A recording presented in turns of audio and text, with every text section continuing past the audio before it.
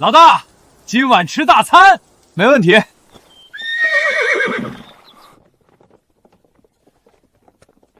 有人，又是突厥马贼！哼，竟敢在我们的地盘闹事！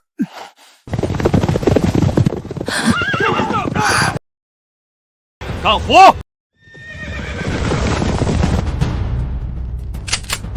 快抓住这个小娘子！细皮嫩肉的，她身边有那么多护卫，身份肯定不简单。抓住她，弟兄们一起加油！我有洁癖，让我先来。本公主就算是死，也要拉上一个垫背。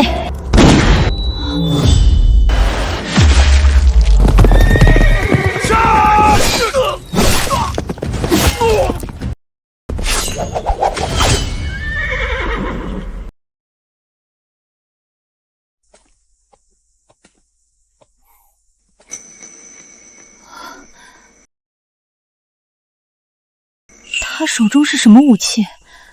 哼，穿越这么久，第一次见到这么水灵的姑娘。上一次还是在我那遥远的故乡。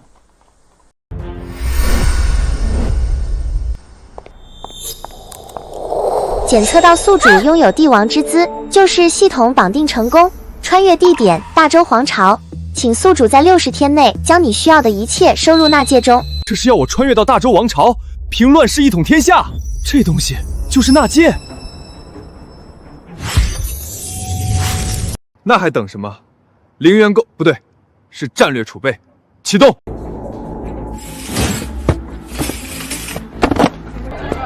这些全部打包。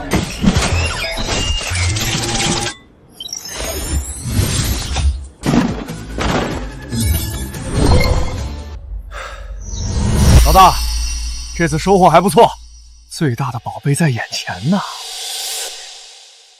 多谢诸位出手相救。谢，你谢早了，小美人。我这儿规矩简单，救了人，命就是我的。我正缺个压寨夫人暖被窝，就你了。你是怎么发现的？你这胸大肌如此浮夸，挡都挡不住。这么水灵、细皮嫩肉的，定是大家闺秀。乖乖跟我回寨子，保你吃香喝辣。你这般无视大周律法，就不怕受罚吗？什么狗屁大周律法，在我的地盘，我就是天王老子。突厥可汗来了，我也照样干。老大，这就帮你把他绑回寨子。放开他，我自己来。美人，坐稳了，咱们回家。嘴上说着宁死不从，还不是老老实实跟着我回寨子？这么快就想通了？才没有，我是被你胁迫的。他身上的火气若能为朝廷所用，可此人言行粗野，毫无礼法。这稻谷怎么如此茂盛充盈，珠穗饱满，远胜官田？没见过吧？这叫杂交水稻。何谓杂交水稻？简单来说，抗病的水稻和高产的水稻杂交出抗病高产的水稻。农耕之事，竟有这般深奥说法？废话，就好比现在，我呢是山匪，你是富家女子，咱俩凑一块儿，那就是富得流油的山匪。你，哈哈哈哈哈！叫！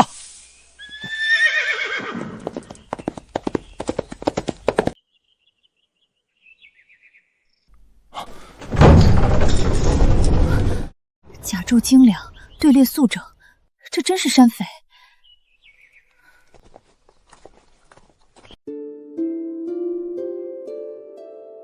包子，高子，刚出锅的包子。寨主，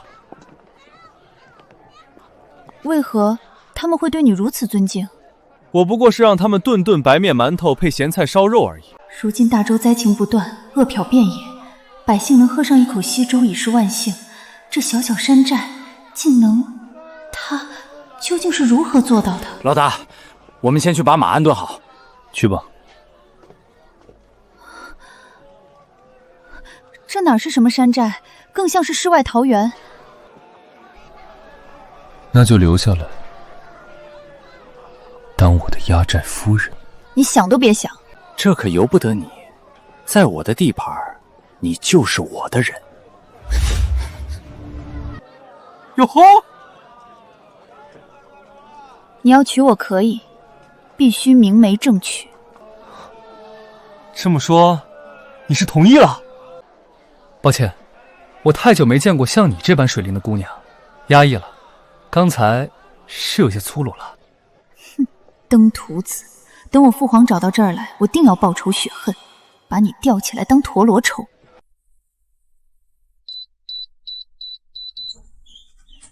此物是何妖术？电子密码锁。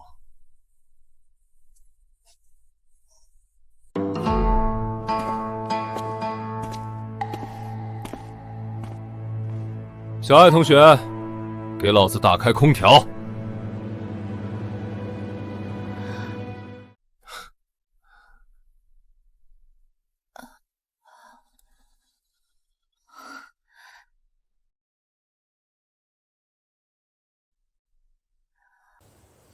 跟我来。看好了，往右调是热水，往左调是冷水，还有这些是洗漱用品。这又是何物？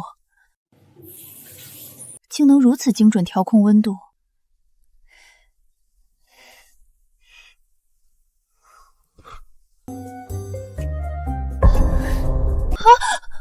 用不用我手把手教你调水温？我这人最热心了。不需要，把门关上。哦。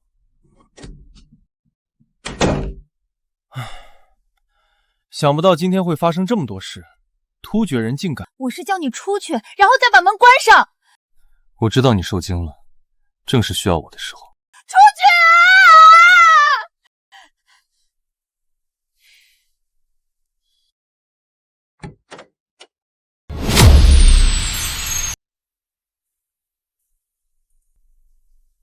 过来。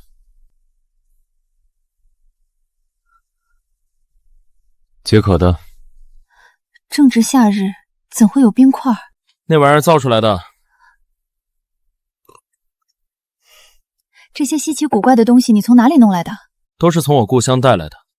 你的故乡究竟是何地？竟有如此神奇之处？这就说来话长了。既然给了我这个牛马穿越的机会，必须先把余额充满。请张张嘴，眨眨眼。反正都要穿越了，不如来一波大的。不说了，那是我不堪回首的往事。小鱼，他突厥竟敢动我的邀月，你立刻撰写讨伐突厥的檄文，此战必须踏平突厥王诏。陛下息怒，攻打突厥切不可操之过急。如今邀月公主下落不明，恰恰证明还有一线生机。若此然出兵，恐公主会有危险啊！陛下，探子来报，清风镇外的山寨发现公主的踪迹，公主似乎是被山匪绑架了。山匪很好，先是突厥，再是山匪，区区山匪竟敢动朕的邀月，他们这是自寻死路。李景武，你立即点几个兵，随朕出发，踏平这山寨。几个兵够吗？要不要把那3000禁卫军全带上？愚蠢！你打突厥打怕了，一个小小的山匪也用得着如此兴师动众？是啊，我难道真的被突厥人打怕了吗？区区几个土匪。正好，朕的剑也许久未饮血了，朕要亲自冲锋打头阵。全是奇物，沈晨，你这寨主真会享福。享福？这样的舒适生活很快就没有了。这是为何？大周将亡，乱世来临，战火四起，何处独善其身？什么？大周将亡？何以见得？老大，有人率兵攻打山寨，看那阵仗来头不小啊！攻打山寨是突厥马贼？来者都是汉人，似乎是官兵。汉人？难道是父皇？父皇终于来了，太好了！姓沈的，本公主要将你吊起来打。老规矩，都留活口。我倒要看看是哪个不长眼的敢来惹老子。是。你笑什么呢？没什么，我们赶快去看看吧。哟，你还挺积极的，不愧是我的压寨夫人。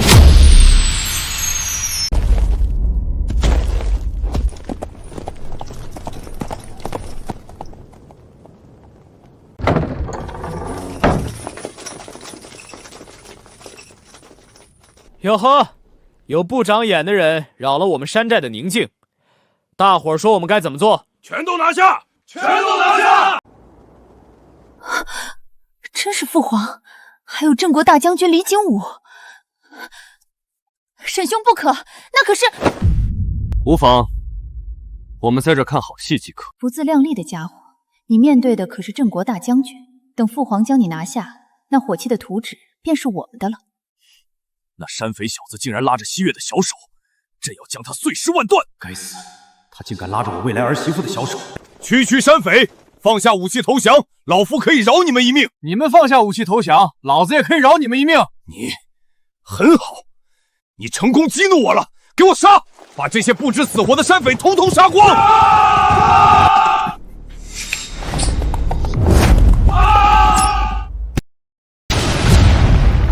我的眼睛，我看不见了！这是什么妖术？冲啊！为了寨主，干趴他们！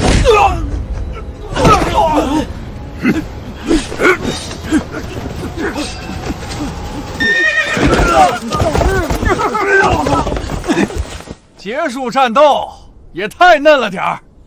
老大，全都解决了。这怎么回事？他们可都是大周的精锐呀！我大周最强精锐，更有战神李景武坐镇，竟在眨眼之间被团灭，这简直是奇耻大辱！这怎么可能？这是什么东西？你说电棍啊，也是我故乡的产物，只可惜这已经是我能买到最好的武器了，再往上就买不到了。老实趴着，等我们老大发落。两位好好配合，可免皮肉之苦。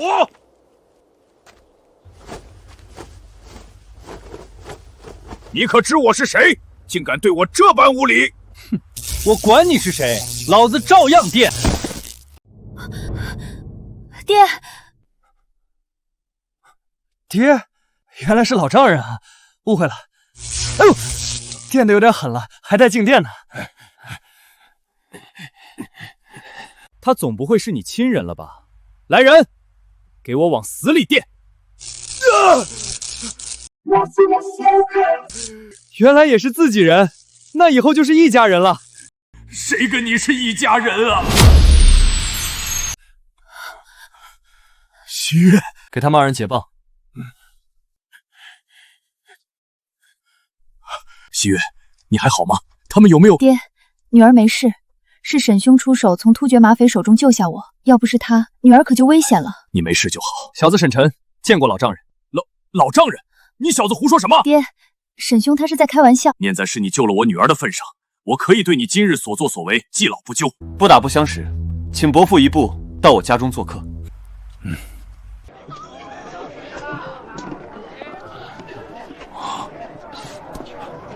这是何物？竟如此坚硬平整。陛下，这细盐晶莹剔透，有问题。宫中也未曾见过如此精细的盐。寨主，新鲜的牛肉，您尝尝。牛肉，此子竟在农耕时期宰杀耕牛，简直是无法无天。这肉串滑嫩爽口，你用的什么盐？矿盐。矿盐可是有毒的。山匪就是山匪，竟然拿矿盐当食用盐，愚昧无知。大惊小怪，矿盐经过寨主的过滤，早已无毒无害了。打包30串，样样来一点。好嘞。不等着吗？无需等待，会有人专程送至家中。送至家中，竟如此便捷？你小子在这山寨中倒是像个土皇帝。土皇帝，要当就当真皇帝。这大周的天下，迟早是我的。陛下，这到处都是他们的人，动起手来是我们吃亏呀。朕只恨没多带点人来。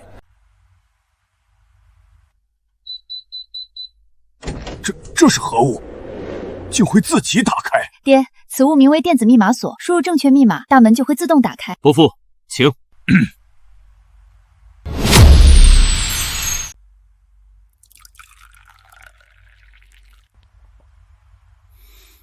你平日里威风惯了，却栽在区区山匪之手，我养你何用？还不如养条狗。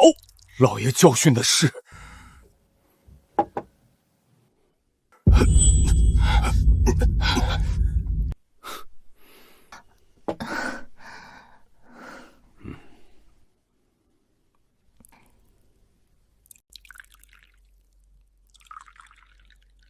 伯父，我这山寨平日连飞鸟都拒之门外，你可知我为何放你们进来？我听西月说，伯父行商南北，富可敌国。我这个人呢，向来喜欢交朋友，特别是伯父这样的富商。商人，他竟不知西月是公主，如此也好，先瞒着他，看看他到底想耍什么花样。在下李家李成，家中产业遍布天下。伯父，您似乎对我有很大意见啊。别以为我不知道你小子什么心思，你眼睛就没离开过我女儿。那就不瞒伯父，西月已决定留在山寨，给我当压寨夫人。我什么时候答应的？迟早的事儿。你区山匪，胆敢取公，取李兄嫡女！嫡女？看来伯父并非一般商人，而是士族啊！你救我女儿有功，我自会给你赏赐，但别妄想娶我女儿。伯父身份尊贵，又有遍布大江南北的家族产业，认为我只是一个小小的山匪，不配娶你女儿，合情合理。可是伯父有没有想过，倘若有那么一天，李家产业灰飞烟灭，一夜化为乌有呢？到时候你那些产业，在我眼里，狗屁都不是。灰飞烟灭，一夜化为乌有，你这是何意？都是一家人，小子斗胆告诫伯父一句：居安思危。哦，居安思危。国家安定才有产业，若国家摇摇欲坠，那所谓的产业也就是一盘散沙，随时被一阵风吹散。哼，大周强盛，万邦朝拜，虽有突厥祸乱，但不足为惧，又谈何一盘散沙？又岂会被一阵风吹散？你这山匪懂什么国家大事？那我要说，大周将亡呢。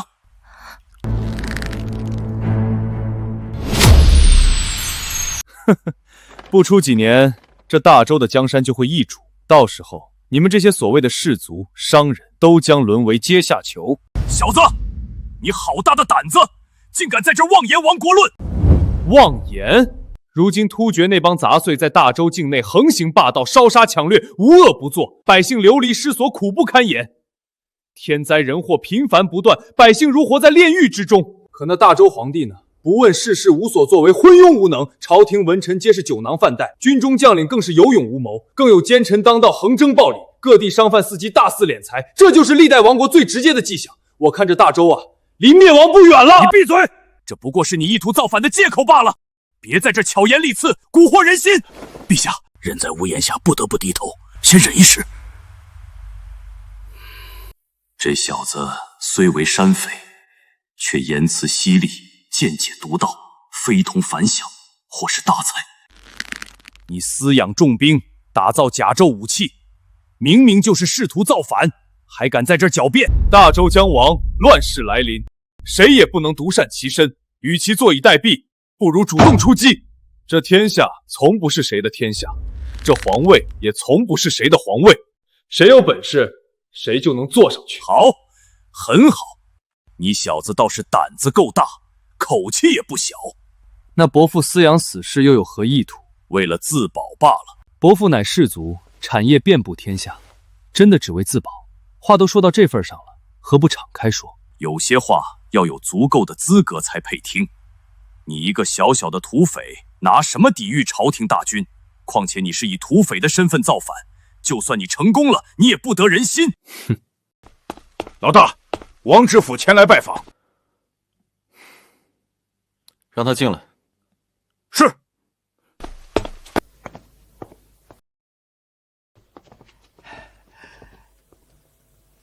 沈老弟，家中有客人呐。王老哥有要事？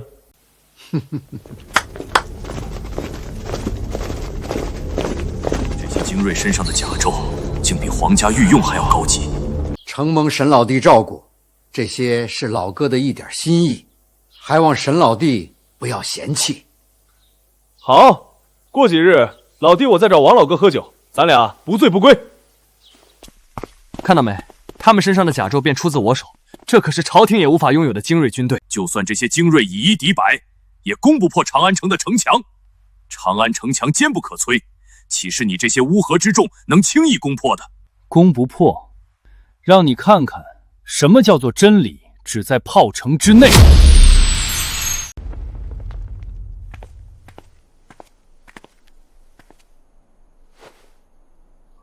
我天哪！这东西竟然是铁造的，这么大一坨铁，得费多少功夫啊！这该如何使用，又有何用？小子，这就是你最大的底牌，我看也不过如此嘛。别以为弄几个铁疙瘩就能吓唬住人。底牌，不过只是冰山一角的小玩意儿罢了。开炮！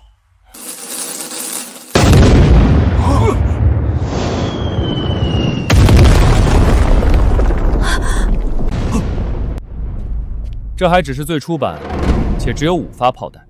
这5发就足以炸碎长安城的城墙了。伯父，事到如今，我有没有足够的资格上桌？上桌？你这是何意？伯父产业遍布大江南北，既有金钱又有私兵，只要我们合作，必定能让我们更上一层楼。他日我若建立新朝，黄袍加身，定为伯父封侯。封侯站在你面前的可是大周皇帝啊！沈兄，慎言啊！怕什么？我可说的大实话。以后咱们就是一家人，我当皇帝，你就是皇后。这小子似乎有很大的秘密，而且手段狠辣，野心勃勃，真要好好套一套他的话。可我并不认为大周会亡，你不过是在危言耸听罢了。呵呵，只要有大周皇帝在，大周必亡。何出此言？突厥内乱，此乃最佳北伐时机。可大周竟不敢出兵北伐，更有薛延陀日益强盛，虎视眈眈。大周皇帝善行仁政，从未收刮民脂民膏，或使大周国库空虚，北伐虚财虚粮，实乃有心无力呀！有心无力，善行仁政，都是笑话。不作为就是这世间最大的腐败。南涝北旱，天灾人祸频繁不断，奸臣当道，横征暴敛，各地商贩伺机大粟敛财，百姓苦不堪言，灾民尸横遍野。这就是大周皇帝不作为导致的。原本我还以为他只能做个守城之君，现在看来他连城都守不住。你不过是逞口舌之能罢了。倘若你坐上那皇位，同样要面对如此困境，难不成你已有破局之解？看来伯父已经动心了，只不过还在权衡利弊。既然如此，那就让你看看我沈晨如何破此局。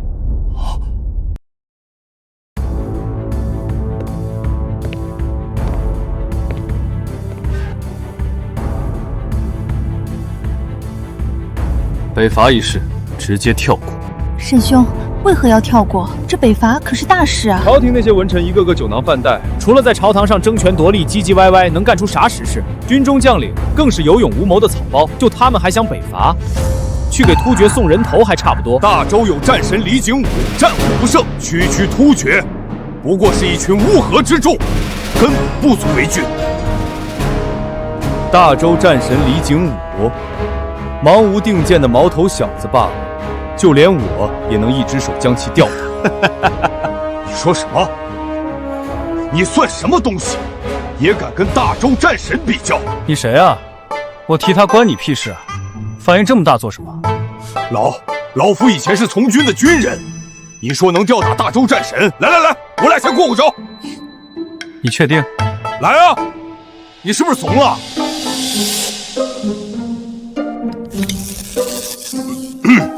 所以你们这些年轻人真没法跟你们讲道理。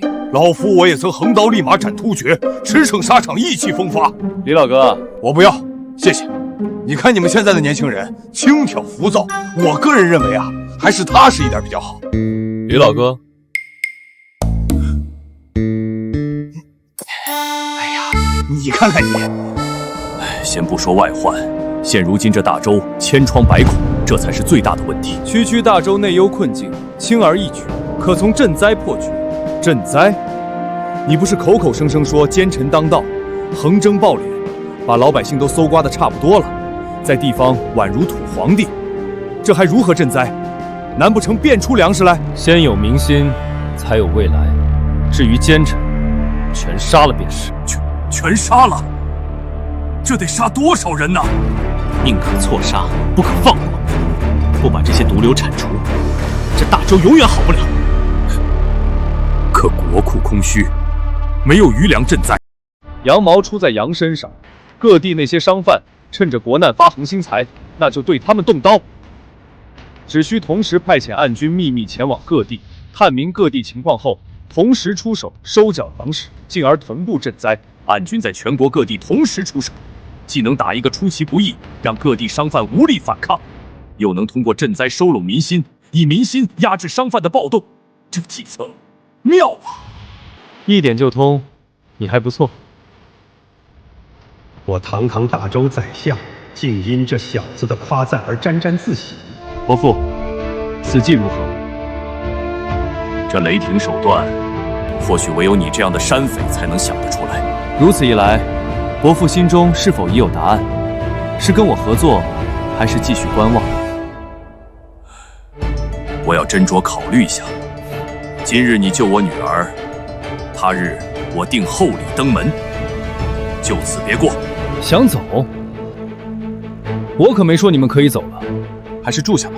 你这是何意？笑话！你们都已经知晓我要谋反，我岂能这么轻易放你走？你要如何？要走可以，叫你嫡长子过来跟你换，我手中至少要有一个人质吧。陛下，可以写信让太子殿下带人前来围剿了这土匪窝。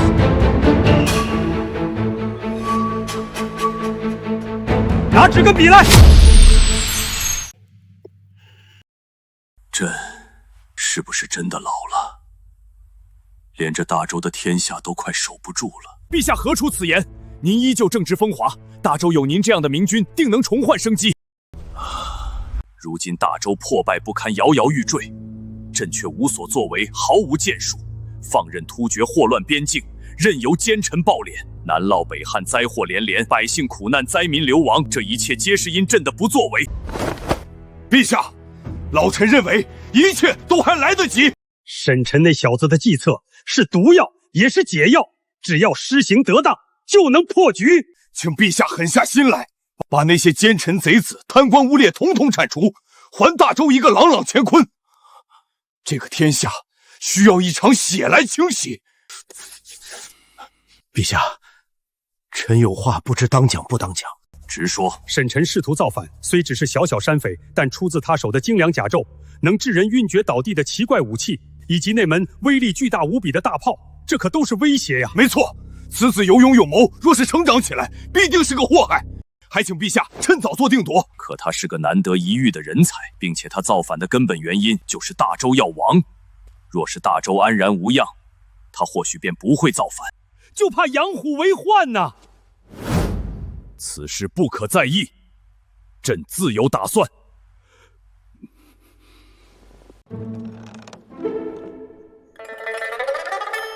有什么话就直说吧。沈晨，你现在放了我父亲，不然就不好收场了。不好收场？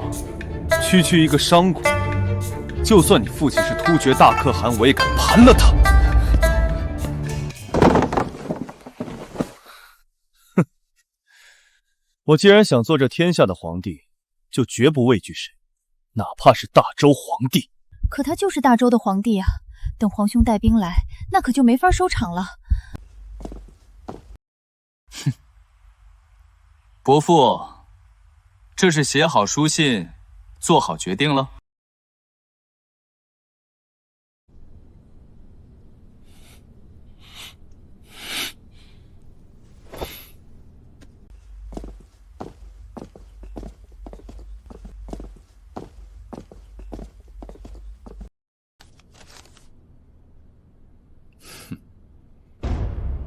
严武，这就把信送出去，不可耽搁。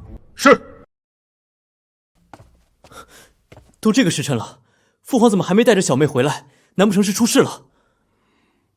殿下，有我爹在，大可放心。太子殿下，陛下的信。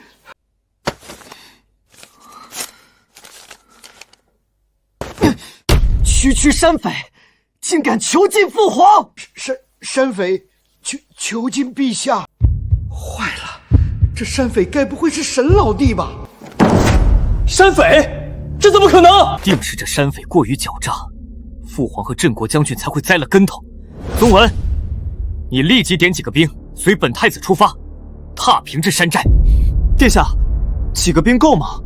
要不要把那3000禁卫军全都带上？愚蠢！你打突厥打怕了，区几个山匪用得着如此兴师动众？是。我难道真的被突厥人打怕了？区几个山匪罢了。正好，本太子的剑也许久未饮血了，我要亲自冲锋打头阵。奇怪，我总有一种不好的预感。伯父，这是染了风寒，那正好。严厉，老大有何吩咐？备上等牛肉、羊肉，今晚涮火锅。等大舅哥到来，我在尽地主之谊，总不能让娘家人空着肚子回去。是。哼，什么娘家人？既然伯父不领情，那我也不好强求。西月，你喜欢酒吗？沈晨，你现在放了我父亲，一切都还来得及。这酒，走，咱俩到屋内好好品尝这美酒。我得在皇兄带兵来之前，劝说他放了父皇离开，否则要酿成大祸。大胆狂徒，竟敢亵渎我的宝贝女儿！不行，我要去与她拼命！陛下不可，再忍一忍，忍！你们两个废物，我的女儿都要被贼人玷污了。陛下，这是禁卫铁骑，太子殿下来了。来得好！我儿总算来了。等拿下这伙山匪，朕必定重重有赏。陛下，趁机逼他交出火器甲胄、制盐之法，我大周国力必将暴涨。还不够，必须要他把那些农耕技术，还有培育种子的方法也交出来。还有，朕要狠狠揍他一顿，出气。准了，下手重点。老大，不好了！寨子外来了一群官兵，他们身穿甲胄，像是朝廷的禁卫军。没完没了了是吧？朝廷的禁卫军来这儿做什么？莫非是我的事情败露了？皇兄竟来得如此之快，这下糟了！哼，老丈人，你得意什么？莫非外面的兵马与你有关？老大，朝廷的禁卫军处理起来会很麻烦啊。与我无关，定是你小子蓄意谋反。大周的铁骑收你来了。既然如此，我倒要会一会这大周的铁骑。还敢如此狂妄！等下你这破山寨就会被大周的铁骑踏平。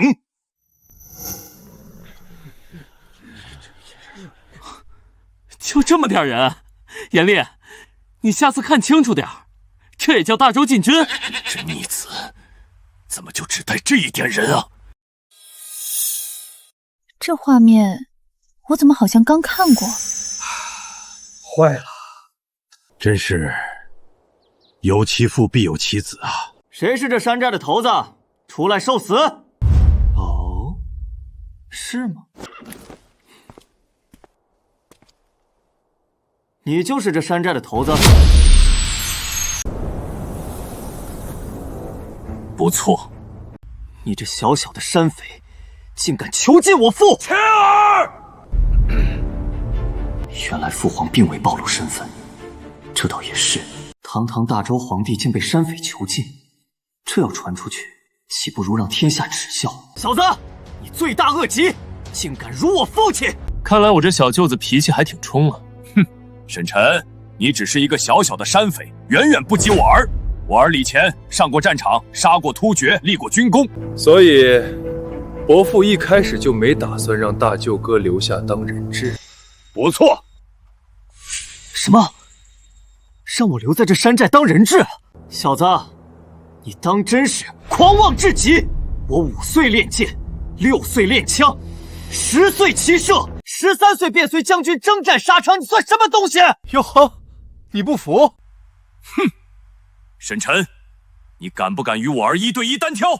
乐意至极。你不就是仗着这破棍子？要没他，你算个什么东西？有种堂堂正正和我儿比一场！好，这赌约我应了。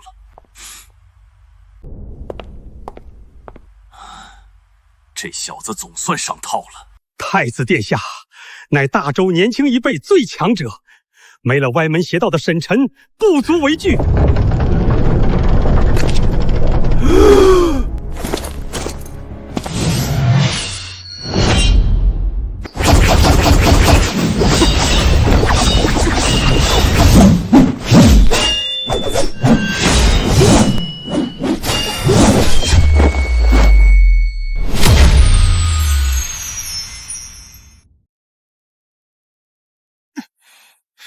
沈晨，天黑了，刀枪无眼，你现在认输还来得及。怎么，你怕黑啊？怕黑现在就赶紧回家去吧。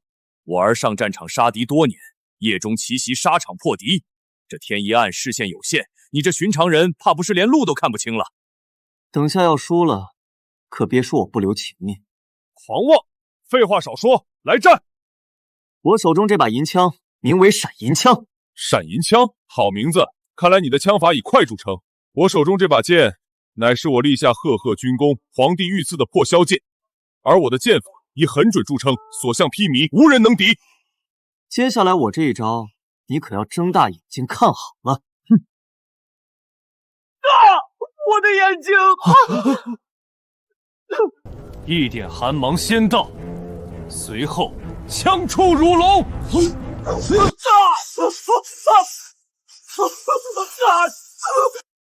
这是何物？无耻！无耻小人，竟用如此卑劣的武器！这要是败了，本公主岂不是要留在这里，给他当压寨夫人？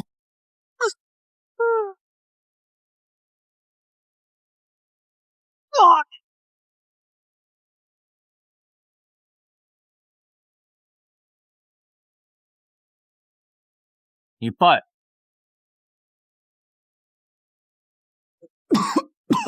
李乾，你败了。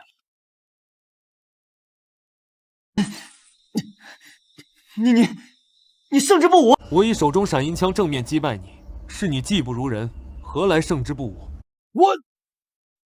伯父，这场比武可还满意？是否服气？沈晨，你无耻至极，竟使用如此下作手段！哪里无耻？我只答应不用电棍，可没说不用其他的东西。更何况你也没老实交换人质啊！陛下，冷静啊！这时候千万不能和沈晨彻底翻脸啊！小子，当真以为无人能收拾得了你吗？大伙都别拦我，我要亲手教训教训这小子！你们不守规矩在先，那我自然没必要守着规矩。哎，爹，别冲动，冷静冷静。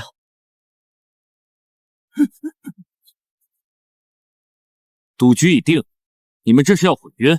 你赢了，我等随你处置，愿赌服输。如何处置，我还未想好。晚宴已备好，请各位入座，共讨大事。这山寨真不简单，不只有刚宰杀的牛羊，竟还有新鲜的蔬菜。朕若能够得到沈晨这小子的秘密，这大周的天下定能盛世千年，永垂不朽。这些美食丝毫不逊于宫中啊！父亲，您这是作甚？作甚？我是不是让你派遣3000禁军，结果你这逆子就带了那么丁点人，真是狂妄自大！我这不寻思着区区山匪有何惧灾吗？谁曾想那山匪如此无耻，用什么闪银枪，太阴险狡诈了！愚昧！严厉，把酒拿上。尝尝我故乡的特色毛子。这是何酒？竟如此醇香！只闻酒香，便已足矣啊！一帮没出息的家伙！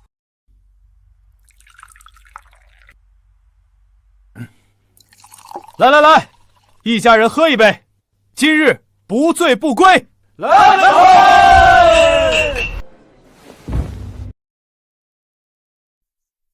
醇香浓郁，好酒。此酒只应天上有。哼，勉勉强强能入口。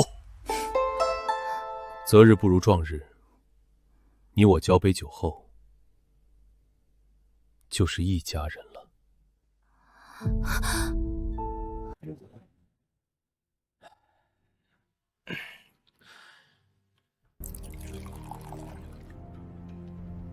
小子，我把话放在这儿，你若是以赌约娶我女儿，我绝不答应。哎呀，多谢老丈人提醒，我原本还愁着如何迎娶西月呢。你这简直就是困了送枕头，正中我下怀啊！沈晨，你之前可是答应我要明媒正娶。明媒正娶？可小妹你已有婚约啊！已有婚约？是哪个不长眼的敢跟我抢女人？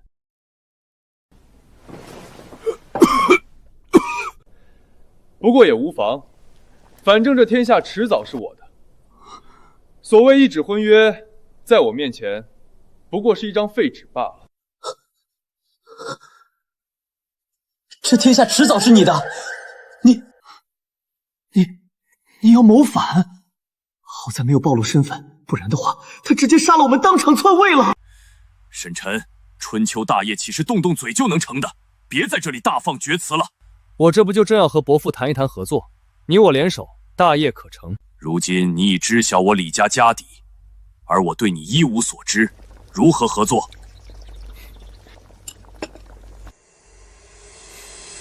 既然伯父想通了，那就边吃边谈。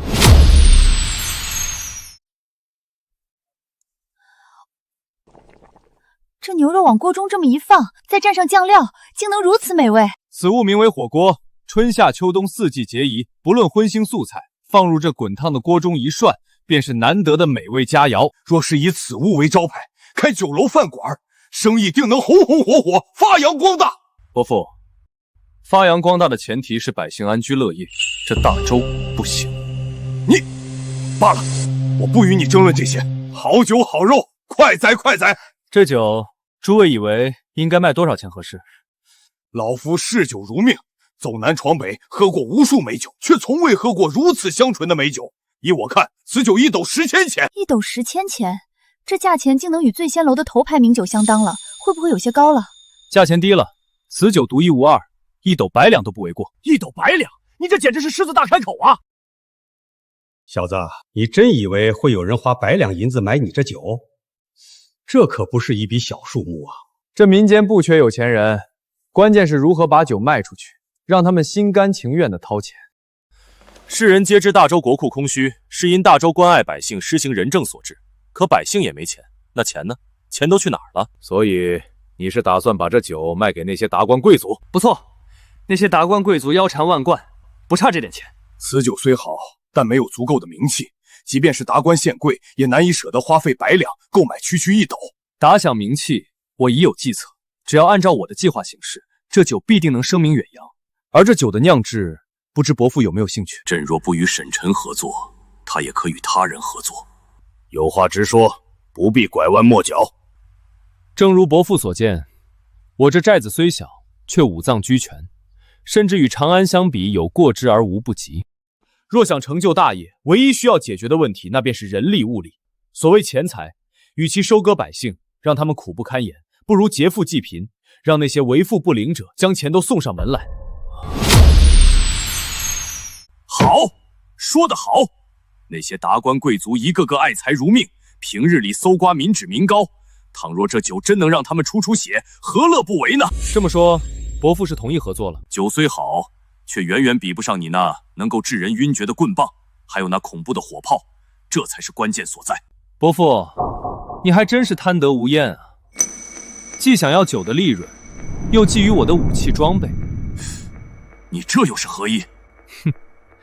此前我欲造反，伯父却遮遮掩掩，欲拒还迎，始终不肯表明真实态度。现如今，伯父似乎比我还要急于求成，这转变可真快啊！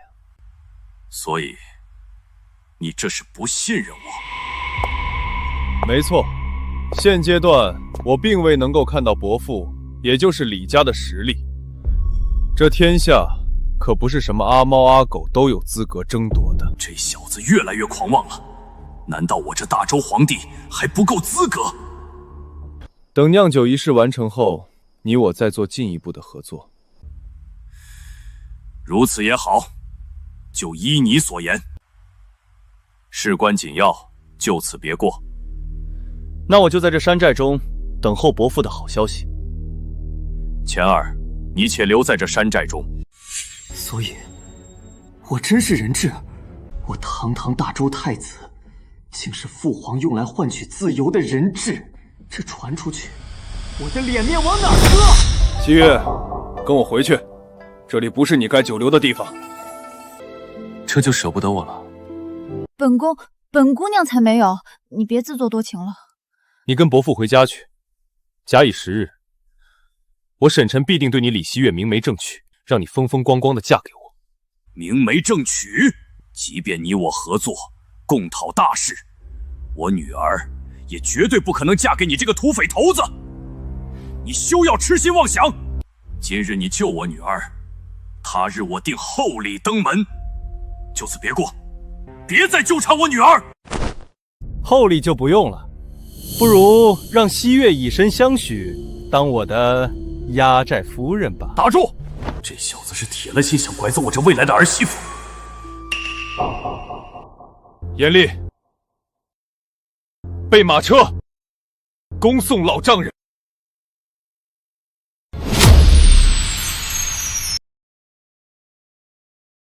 今日一事，两位爱卿有何见解？陛下，臣认为眼下更重要的便是赈灾一事。如今灾情严重，百姓苦不堪言。若不给天下百姓、大周子民一个交代，恐失民心呐！请陛下狠下心来，这个天下需要一场血来清洗。如今朝堂腐败，地方官员贪污成风，唯有以雷霆手段，才能震慑那些心怀不轨之人，还天下一个太平。吏部尚书萧瑜接旨，朕命令你即刻前往各地除奸反腐，以血引雷霆，让那些贪官污劣知道，朕的江山不是他们可以肆意践踏的。臣接旨。兵部尚书李景武接旨，朕命令你立刻选出暗军，派发各地，强征米粮，以军赈灾，务必让百姓有饭吃，有衣穿，稳住民心。臣接旨。老大，李家众人一同入驻灵州城城府。哦，灵州城府有点意思。看来我这老丈人身份不简单啊。唉。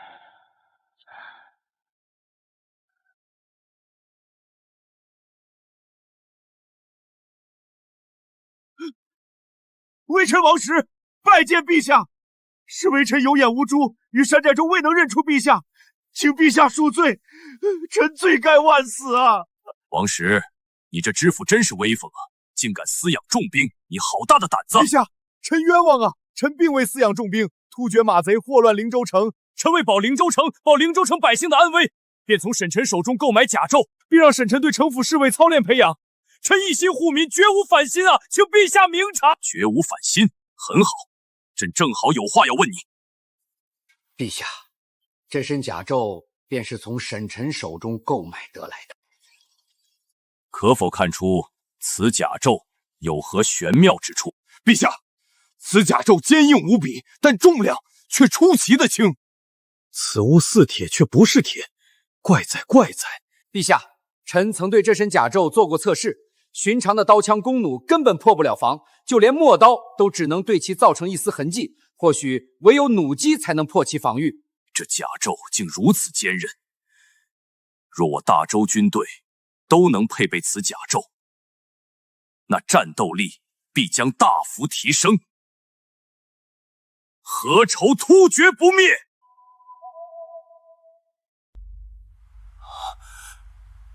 当真是奇物！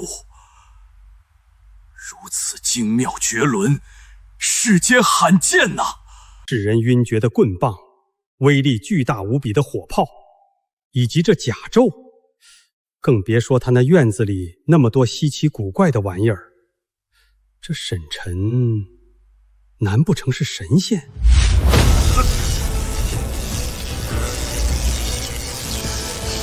开炮！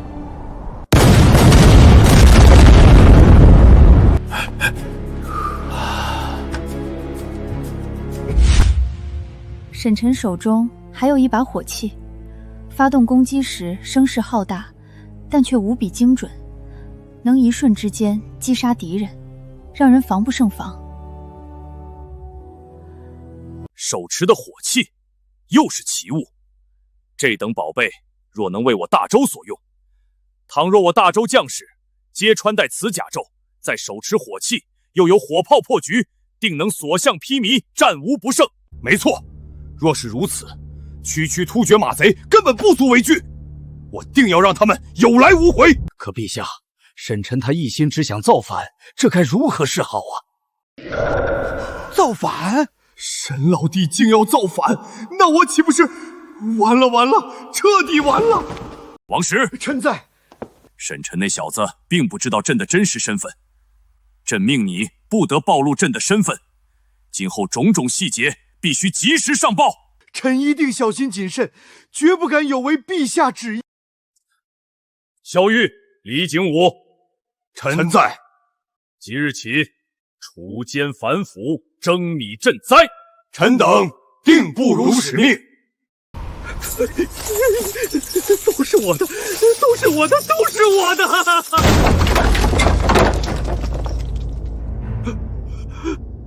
贪赃枉法，就地格杀！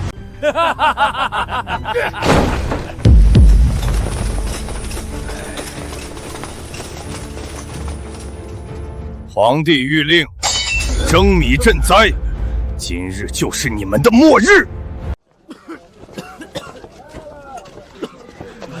谢大人，谢大人！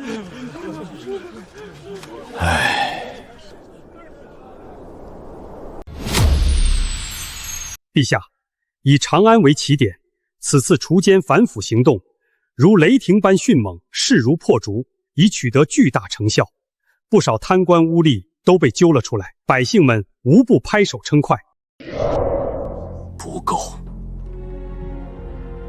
远远不够。朕万万没想到，只是一个长安城就有如此之多的蛀虫，它们就像吸血虫一样，吸食着百姓的血汗，掏空着大周的根基。那这天下呢？这九州大地呢？还不知有多少这样的蛀虫隐藏在暗处。正如沈臣所说，大周早已千疮百孔，这些蛀虫唯有除尽，才足以平民愤，才能让大周重新焕发生机啊！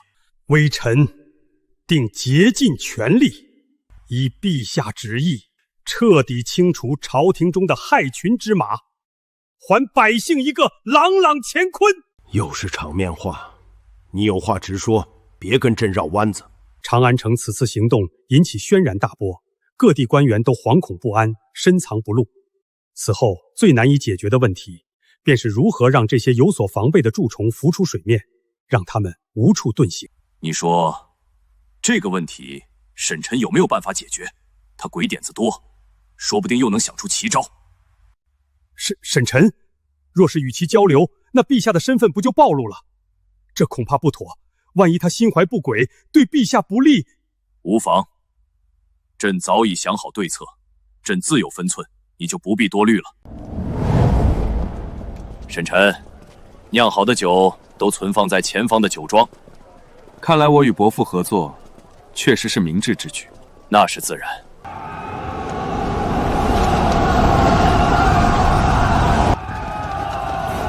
沈臣，你一直在寨子里，可能有所不知。大周朝廷这几日以举国之力除奸反腐，征米赈灾，这些难民也在陆续得到救助，情况正在慢慢好转。除奸反腐，征米赈灾。沈臣，若是大周不会亡，你是不是就不会反了？我生怕有那么一天，你与父皇兵刃相见。小子，是不是很意外？你该不会以为整个天下就只有你能想出这样的计策吧？普天之下，终有能人异士。我甚至可以这么认为，这个计策并非有你所想，而是你道听途说罢了，不过是个食人牙玉之徒。原来那日你之所见乃是盗窃，山匪就是山匪，终究上不了台面。你们这一唱一和的，还是太着急了。你这是何意？倒打一耙，操之过急了。此计策，我敢与你们相谈，就完全不怕大周朝廷之人所知，更不怕大周皇帝采取此计策。可如此一来，大周内忧得以解决，大周不亡，你还如何反？何以见得大周内忧得以解决？先是除尽害群之马，再是赈灾重获民心，大周的内忧不就迎刃而解了？倘若我说这只是大周内忧其一呢？只是其一，大周内忧还有其二、其三。伯父，人老实话不多，以后这类话题就不要再提了，我怕再来几次就毁了你我的合作。我以李家全族起誓，我绝对没有将你所说计策泄露出去。小子，跟朕耍小心思，你还嫩了点儿。这个计策可是你当着朕的面提起的，与泄露无关。看来是我误会伯父了。哼，你小子过于浮躁，我不过是试探你，你就翻脸不认人，这我还怎么放心把我女儿交给你？爹，你都没问我同不同意。你别以为你爹我不知道你的小心思，就这几日茶不思饭不想的，你呀你，小子，朕都把话说到这份上了，你就顺着朕的意愿上钩好吗？就这一次。厉兄，你也没问我同不同意。萧老哥，伯父嫁女还要征得你的同意？这一纸婚约怕是要作废了。现如今大周朝廷，先是除了害群之马，再是赈灾重获民心，天下就此安定。我就问你，你还反不反？反？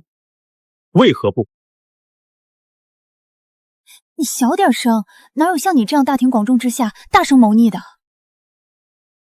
就算世人皆知，也只会认为我不过是逞口舌之能罢。小子，我倒要看看，如今这局势，你如何反？到酒廊再谈。哼。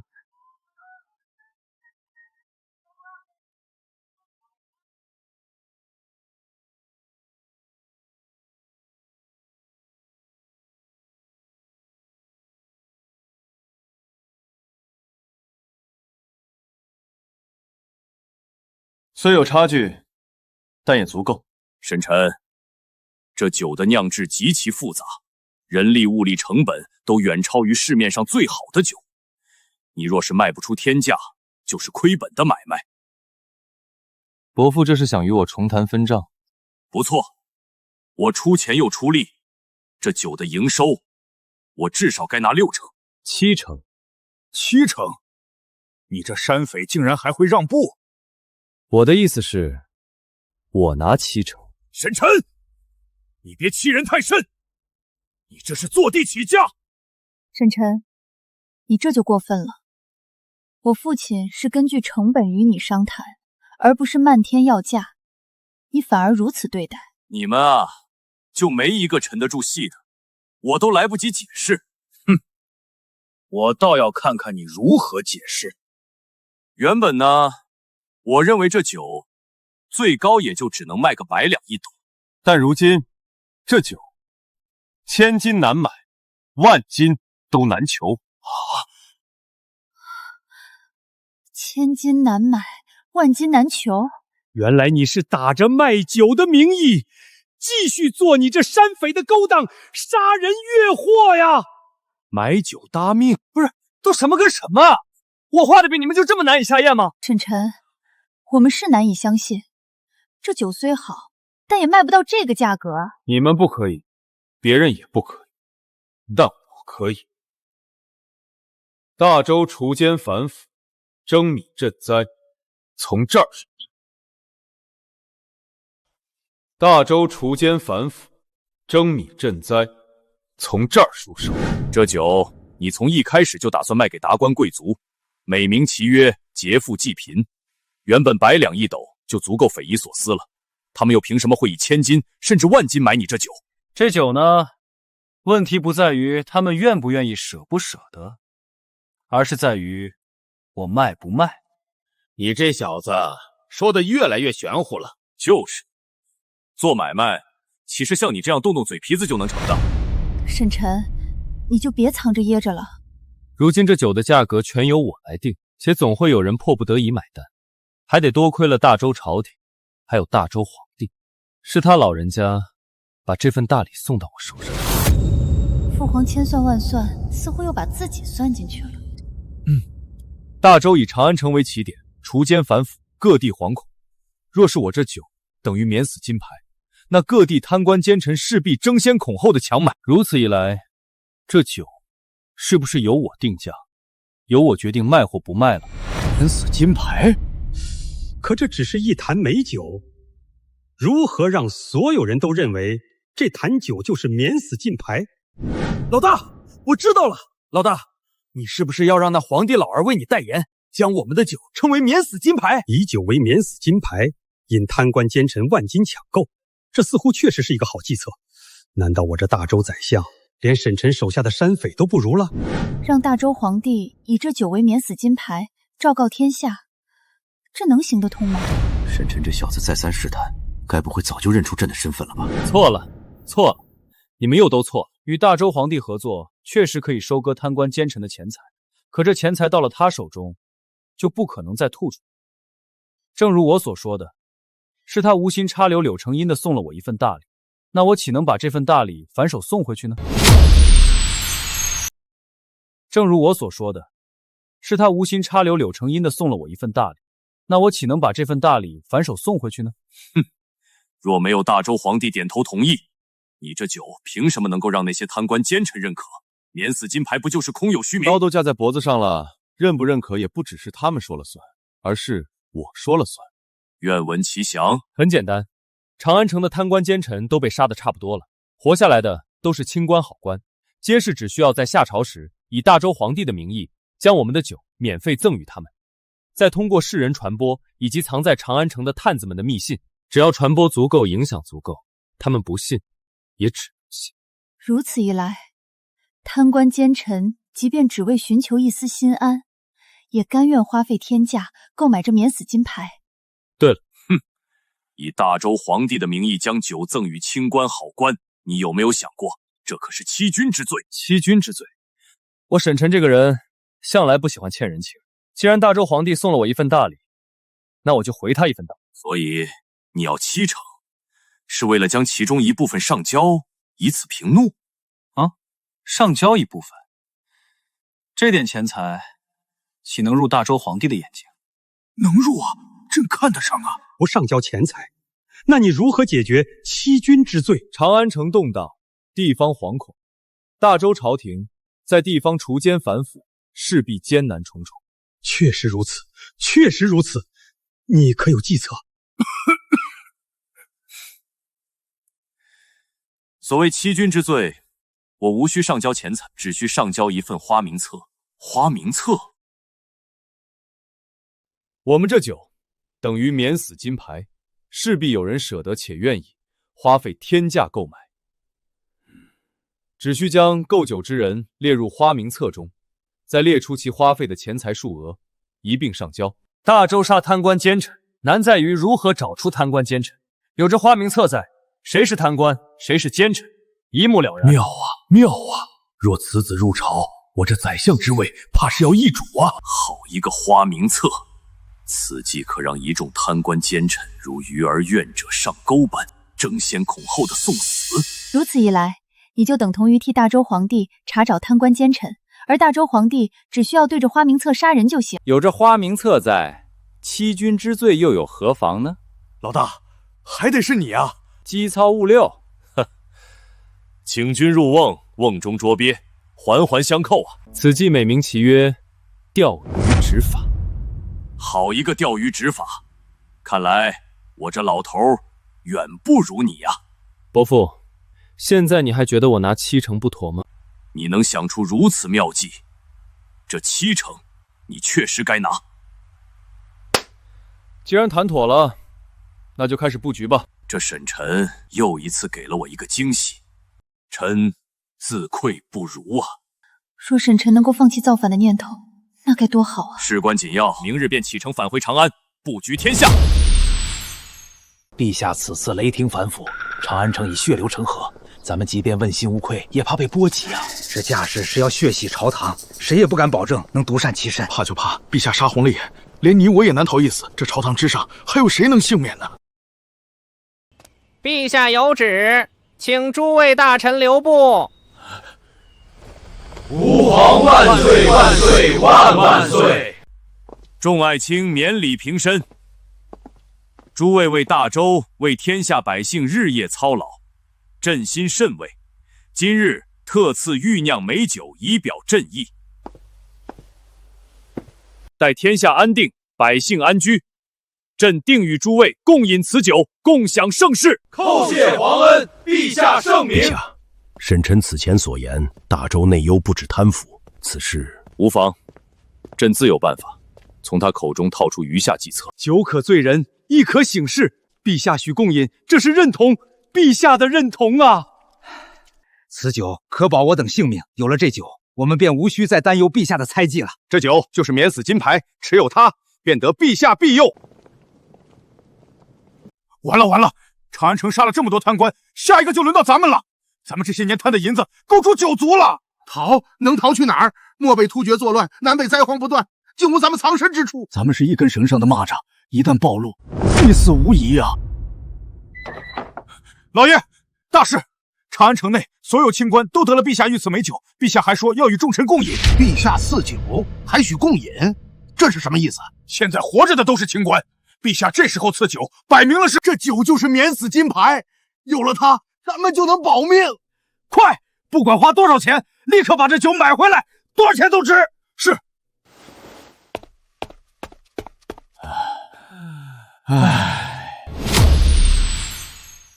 瞧一瞧，看一看喽！祖传佳酿美酒，一坛只需100两。有缘酒楼卖酒只卖有缘人，一坛酒100两，抢钱呢！什么有缘人？我看是专宰冤大头。这般定价，真会有人来买？为何不行？我只需把酒摆在这儿，自然有人来买。你看，这不就来人了吗？老板，这酒我买了。王老哥，你怎么也要买这酒啊？沈老弟，你是这酒楼的老板？不错，这酒只能在有缘酒楼买得到。免死金牌酒竟然是沈晨在售卖，100两一坛，给我来一坛。王老哥买酒，我这老弟怎能收你的钱呢？白送你了。这不好吧？他就这么白白送给我了。这能像传闻所说那般，持有此酒就能免死？王知府如此急着买酒，莫非心中有鬼？陛下，陛下，陛下，陛下曾赐此酒于朝中重臣，我也想尝一尝此酒有何不同之处。只是如此，没有其他原因。你也知，我嗜酒如命。这倒也是。不说我都忘了。沈老弟，你这就不对了。你有这等好酒，竟然藏着掖着。好说好说，找个时间你我大喝一场，不醉不归。所以王知府还要买这酒吗？不买了，不买了。伯父，你这就不对了。王老哥就是我的有缘人，这酒我卖了，而且不收1分钱。沈老弟，你别害我呀！这酒我还是不要了吧。让你拿着你就拿着。这事儿我说了算。那我收下了。王知府买这酒，怕是别有用心啊。这酒哪是什么免死金牌啊，简直就是送死的催命符啊！哼，行了，伯父你就别逗他。王老哥，好走不送。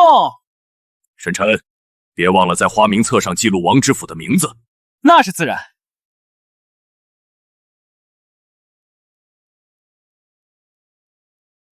王老哥，你的酒我不要了，我不要了。不对呀，这免死金牌酒，他怎么能说不要就不要呢？他反应怎么这么大？白送都不要。他跟你熟，自然看穿这酒表面是免死金牌，实则是催命符。这倒也是。客官，买酒吗？没错，就是这酒。100两一坛，能保全家性命，值！冷静点，别惹人注意。给我来3坛酒，我也3坛，我也3坛。待宰的肥羊，自己送上。该死的贪官奸臣！3位抱歉，本店规矩，1人限狗1坛。有钱你不赚，有病啊！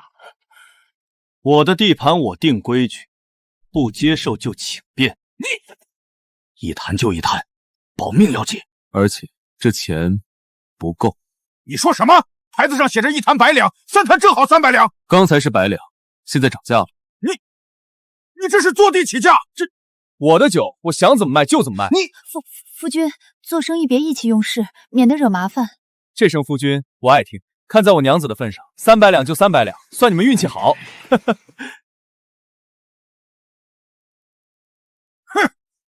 这钱你可得拿稳了。怎么还想抢回去？有些钱就怕你有命拿，没命花。你这是在威胁我？好走不送。方才有人买酒，卖出3坛，一坛300两。300两。来了3人，1人1坛。西月，你可认得他们身份？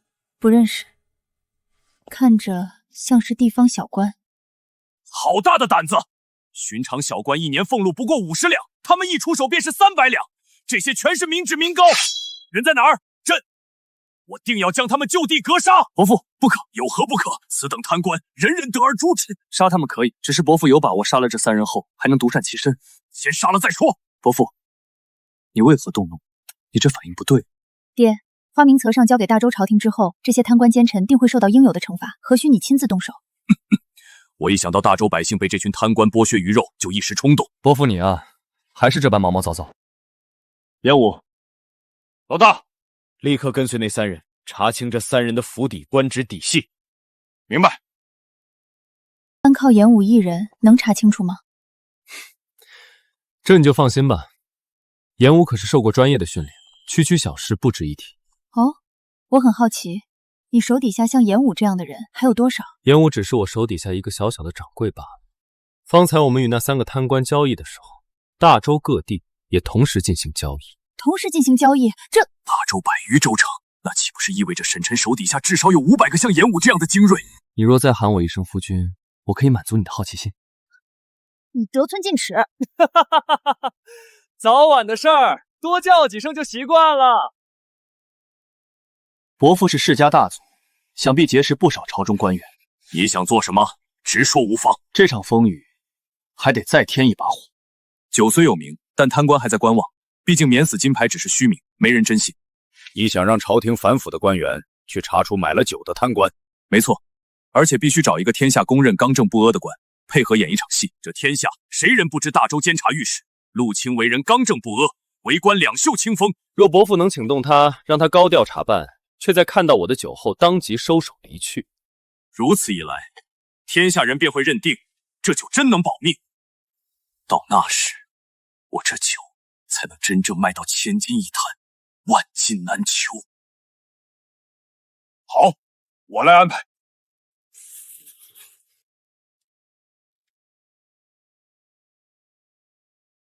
微臣陆清叩见陛下。爱卿平身。陛下，请恕微臣有话直说。长安反腐初见成效，正当一鼓作气，除恶务尽。朕召你前来，正是为此。把名册给他。小小县令，竟花300两买一坛酒，贪赃枉法，罪该万死。臣即刻查办，定将他们绳之以法。且慢，朕不是要你侦办他们。陛下，朕要你配合演一出戏。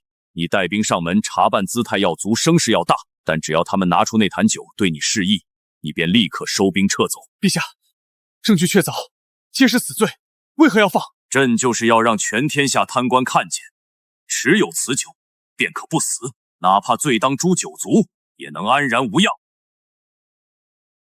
如此一来，天下贪官必会倾家荡产，抢购这免死金牌酒。陛下的目的是要让所有的贪官奸臣浮出水面，再一网打尽。原来这免死金牌酒是陛下布下的大局。陛下是要引蛇出洞，让所有贪官自己跳出来，再一网打尽。不错。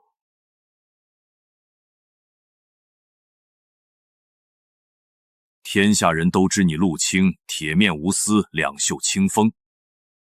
朕今日升你为侍御史，你在灵州城大张旗鼓查办贪官，声势越大越好，要让全天下确信，这酒真能保命。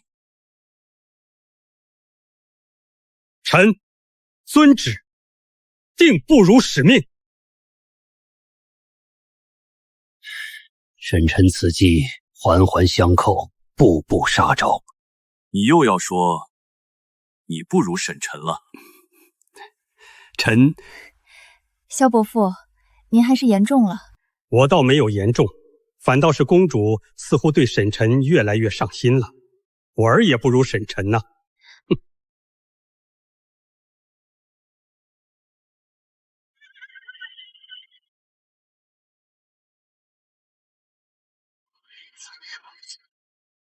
侍御史亲自带队，这阵仗可真威风。那是自然，我爹出面，小事自然办得妥当。奇怪，我记得陆清原本不是侍御史，怎么突然升官了？许是你记错了吧？是吗？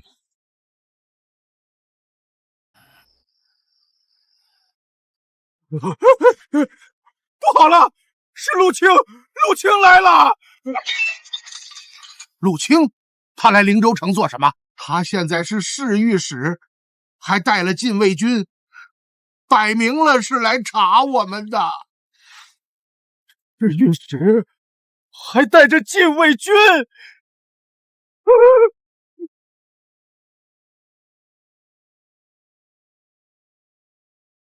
将府邸四面围住，一只苍蝇也不许放走。是。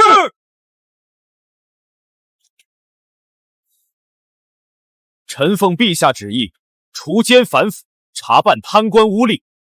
你们三人在地方横征暴敛，鱼肉百姓，可知罪。侍御史大人，您到我这里查处贪官奸臣，是不是有什么误会啊？刘富贵、赵德禄，你们为何在此处？回大人，我与刘富贵和张万才是同乡，时常聚一聚。同乡相聚，为何个个神色惊慌？我等只是同乡叙旧。正好，本官一并将你们拿下，省去奔波。坦白从宽，抗拒从严。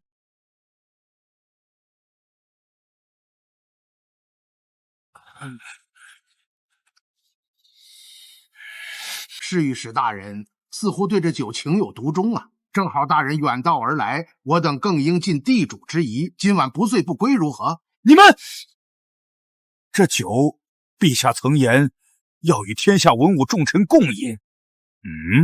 你这是何意？陆大人奉陛下之命到灵州城除奸反腐，我等见陆大人就如同见陛下，此酒为何喝不得？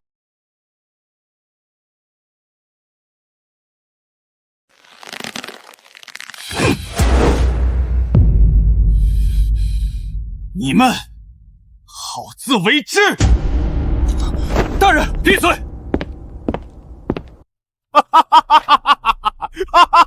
成了，有这免死金牌酒在，铁面陆清也得乖乖走人。什么青天御史，在这酒面前就是纸老虎。话虽如此，朝廷已经盯上我们，还是要小心。多虑了，连陆清都动不了我们，这天下除了陛下，谁还敢动咱们？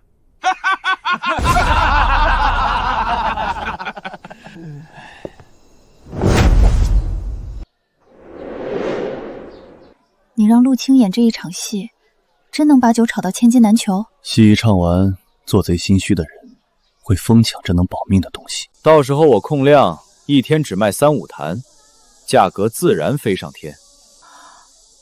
原来如此，老大，陆清按计划行事，一开始气势十足，一见酒就佯装鸡蛋撤退。那3个贪官已经彻底信了这酒能免死。这陆清戏不错，接下来关门停售。停售？先让他们急，让他们疯，让他们把消息传遍天下，等火候到了，再一网打尽。成了。烟雾，立刻飞鸽传书，全国所有酒摊全部暂停售酒，待命。是。鱼儿该扎堆了。这1个月，朝廷先征米赈灾，再铁血反腐，手段异常凌厉，实在反常。是啊，大周朝廷像是突然换了性子，开窍了一般。慌什么？朝廷越乱，对我们越有利，这是千载难逢的机会。我是怕这场大火最后烧到我们齐家头上。愚蠢！火越旺，我们越能浑水摸鱼。让你们联络突厥的事儿办得如何？回父亲，已与突厥接上话，但他们狮子大开口，漫天要价。先给点甜头，稳住他们，等利用完再斩草除根。是。一群蠢货！那免死金牌酒明明是骗局，竟还有人抢着花1000金购买，真以为一坛酒能保命，简直自寻死路。查清这酒的主人了吗？回爷爷，此人名为沈晨，是个山匪头子。山匪头子？山匪一夜之间变身酒楼东家，还能掀起这么大风浪，他背后一定有人。继续查。是，爷爷。这酒已经冲击我们齐家的生意，要不要直接砸了有缘酒楼，逼出幕后主使？不必。陆清刚被提拔为侍御史，又正好在灵州城。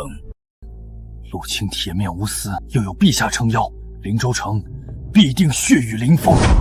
等那沈晨的把戏被戳穿，酒楼自然不攻自破。父亲，大事不好！慌什么？难道朝廷又有动作？不是朝廷，是陆清。陆清怎么了？陆清奉命查办张万才、刘富贵、赵德禄3个贪官，证据确凿，却在他们拿出免死金牌酒后，直接撤兵了。什么？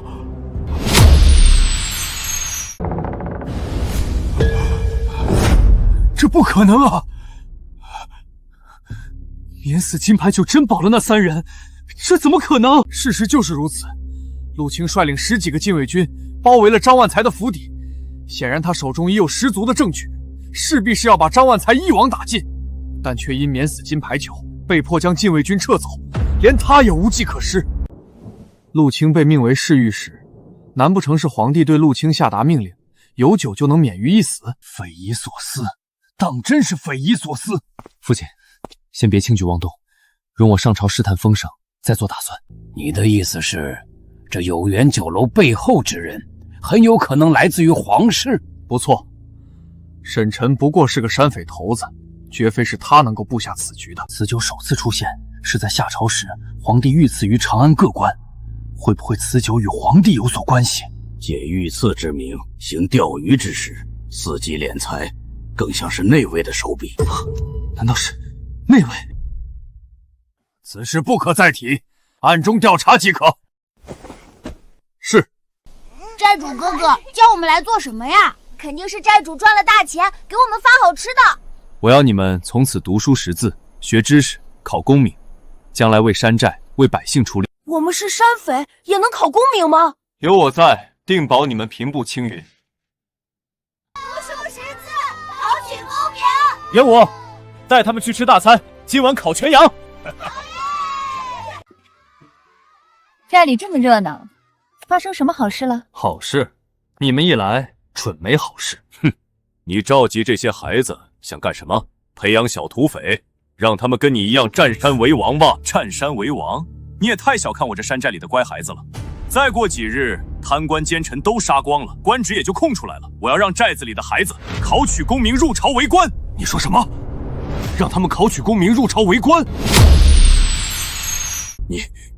你要让他们考取功名，入朝为官？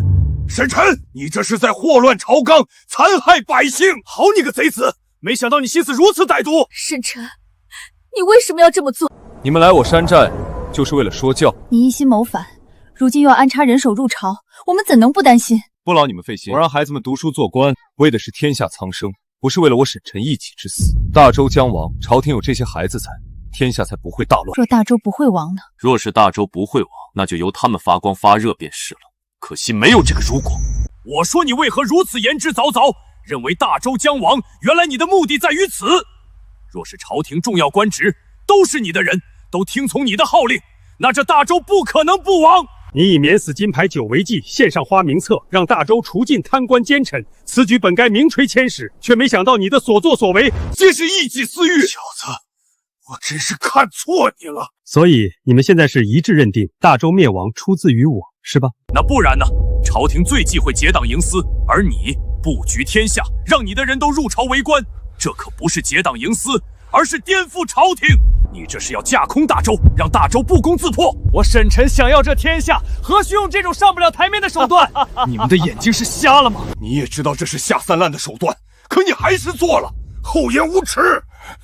这天下，我想要，谁也拦不住。狂妄至极！你们且随我来。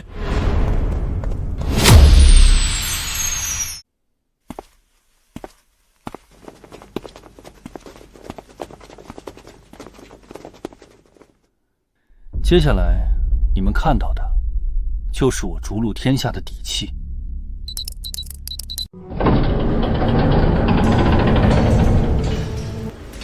此处为技术研发部，以打造制作武器装备为主的核心部门。技术研发部，你们现在看到的不过是冰山一角。这仅仅只是冰山一角。看来朕终究还是低估了沈晨真正的实力呀。仅凭眼前这些，我便足以踏平半壁江山。半壁江山？你是说，非要等到大周覆灭你才出兵？不错，这是我的执念。我所谓的谋反，不过是让这天下顺理成章的换一个主人，平乱世，一统天下，这就是我沈晨来到此间的意义。说得好听，谁知道你会不会中途变卦？以你们的眼界，自然不懂我的执念。在你们看来，这天下是大周的天下，这天下子民是大周的子民，但在我眼里，这天下是华夏的天下，这百姓是华夏的子民。华夏的天下，华夏的子民。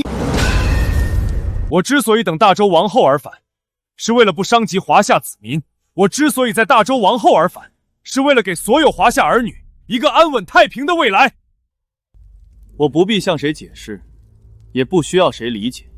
两条路，要么继续跟我合作，要么现在就走，从此互不相干。陛下，臣以为必须与沈晨深度合作。我明白，沈晨，你也不要怪罪我们。我虽只是一个商人，但我也心怀天下。此前与你合作，也是为了这天下的百姓。若你真能让天下苍生远离战乱，安居乐业，与你合作又有何妨？好，伯父有此决心，我很欣慰。接下来你打算如何做？不如坐下来谈，边吃边聊。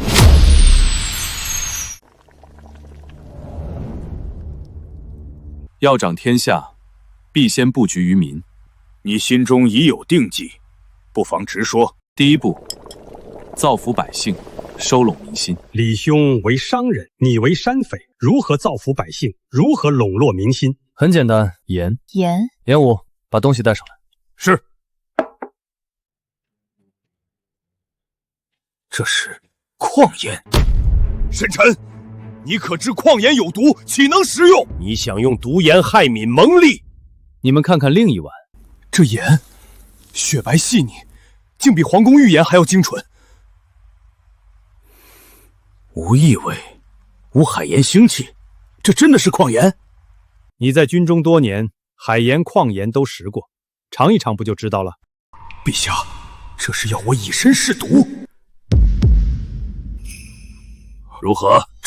这盐入口即化，半点苦涩都没有。民间早有矿盐提存之法，但工序繁杂，产量极低，更绝无你这般精细。我的提存之法举世无双，远非民间可比。沈晨，你的意思是矿盐的提存？没错，方法简单，产量巨大，管够天下百姓吃盐。若能如此，这是造福苍生的千秋伟业。你可知朝廷管制盐业，私贩是死罪？死罪？若这盐价人人都买得起，若这盐量足以养活全天下呢，这还是死罪一条吗？更何况这大周没人能定我沈晨的死罪。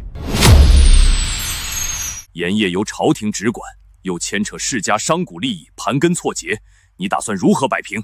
这不是我该愁的，是伯父该解决的。这点事都办不成，你我也不必合作了。即便如此，怎么可能每个百姓都买得起？就连军中的盐都是天价。大周的海盐20文一斗，我这矿盐一斗只需5文钱。5文？这般定价，你岂不是血本无归？海盐靠海运，运费昂贵；矿盐遍布大周，就地开采，就地炼造，几乎无运费成本。这生意稳赚不赔。他本可凭此富可敌国，却偏偏低价利民。倘若我成为这天下之主，我将不设盐监，不征盐税，不尽私产，盐价只会更低，人人皆可食盐。此等雄心远见，可惜一心要反。别这么看我，我靠盐收民心，民心助我登皇位，这天下自然就是我的。这点盐利和皇位比起来，不值一提。我还以为他一心为民，原来还是为了造反。果不其然，所谓远见都是为了造反。矿盐生意交给伯父来做，如何？能造福百姓，自然可行。提纯之法全在这里。你竟把如此重器放在这显眼之处，这院子除了我无人能进。收益你拿70%，我只要30%，但商号必须叫沈商矿盐。一言为定。好，这小子还真是心思缜密。你回去立刻收购盐山，从速造盐，时间不多了。时间不多了，这是何意？没什么，我只是想早点看到大周百姓人人都能吃上一口干净盐。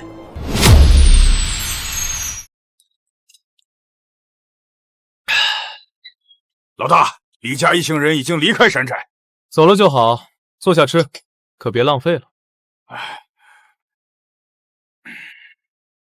老大，我有个问题，直说。你把矿盐大权交给李家，岂不是把天下民心都送给他们了？所以接下来该你们忙活了。请老大吩咐。这2个月寨子里已经囤积大量矿盐，你挑选几个信得过的好兄弟，游走于江南，以1斗盐5文钱的价格售卖，商号为沈商矿盐。既然如此，咱们为何不自己全权掌控？咱们这叫花小钱办大事，只要江南百姓先认我沈城的盐，即便李家后来发力，民心也会记在我头上。可李家若是反水呢？他们有能力垄断盐业。你可曾听闻神仙画卷？神仙画卷，那是什么？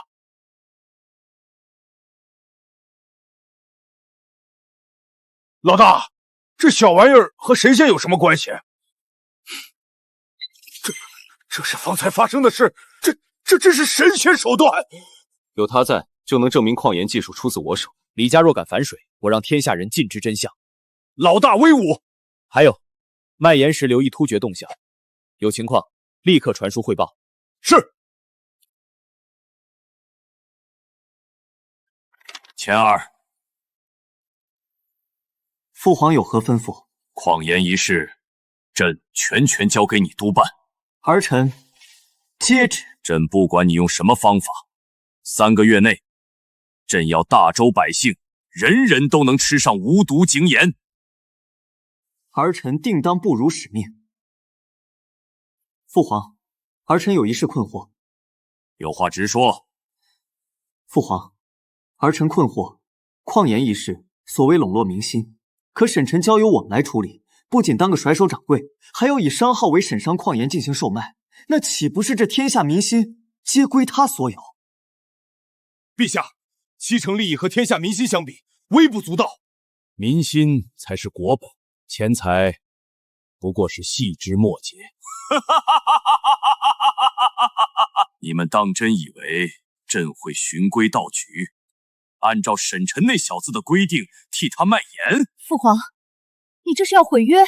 非也，朕按约定卖矿盐，以商号为沈商矿盐进行售卖，而官府也可同时售卖矿盐，只需价格比沈臣的沈商矿盐略低即可。陛下，妙啊！如此一来，天下百姓只会选择官府矿盐，至于沈商矿盐，将无人问津。到时候，朕再以朝廷名义施压，分利时再克扣一部分，他沈臣只能吃哑巴亏，再借机把他的火器甲胄图纸全弄过来。不错，就这么办。沈臣，姜还是老的辣，你这次怕是要栽在父皇手里了。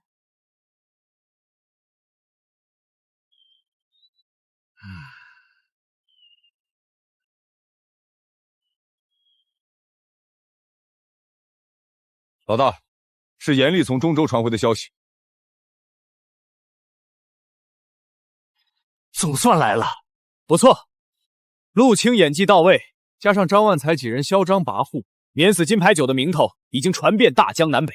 哼，这群贪官奸臣一个个急得如热锅上的蚂蚁，立刻飞鸽传书，命各地有缘酒楼重新开业，每日只售卖5坛，竞价出售，价高者得。是。老爷，您这是怎么了？灵州城传来消息，有人凭免死金牌酒让铁面御史陆清手握证据，却主动撤兵。这酒真能保命？何止保命，持有此酒，如同面见圣上，谁也不敢动咱们。那赶紧派人去买呀！不知为何，售卖此酒的有缘酒楼接连好几日关门停业，他处根本买不到啊！这可如何是好？老爷，大喜！中州有缘酒楼重新开张，正在卖您要的免死金牌酒。好，好，好！天无绝人之路啊！立刻带上全部家财，这酒我买定了。瞧一瞧，看一看喽！祖传佳酿美酒，有缘酒楼卖酒只卖有缘人。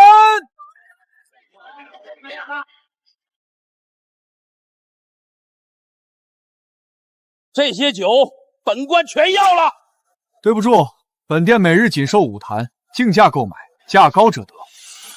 竞价好，我出500两一坛，5坛我全包了。500两就想拿下，简直笑话！我出1000两一坛，我出黄金100两一坛，黄金1000两一坛。还是老大高明，一坛酒就让这群贪官狗咬狗，自相残杀。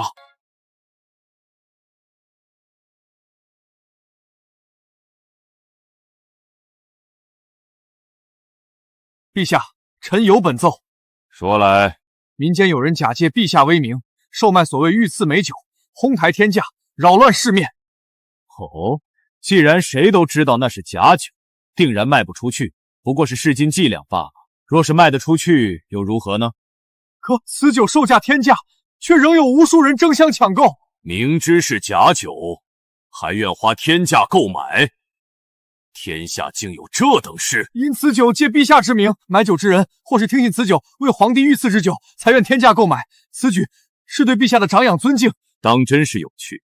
只因中养朕，就舍得天价买假酒，这合理吗？臣也不知是为何。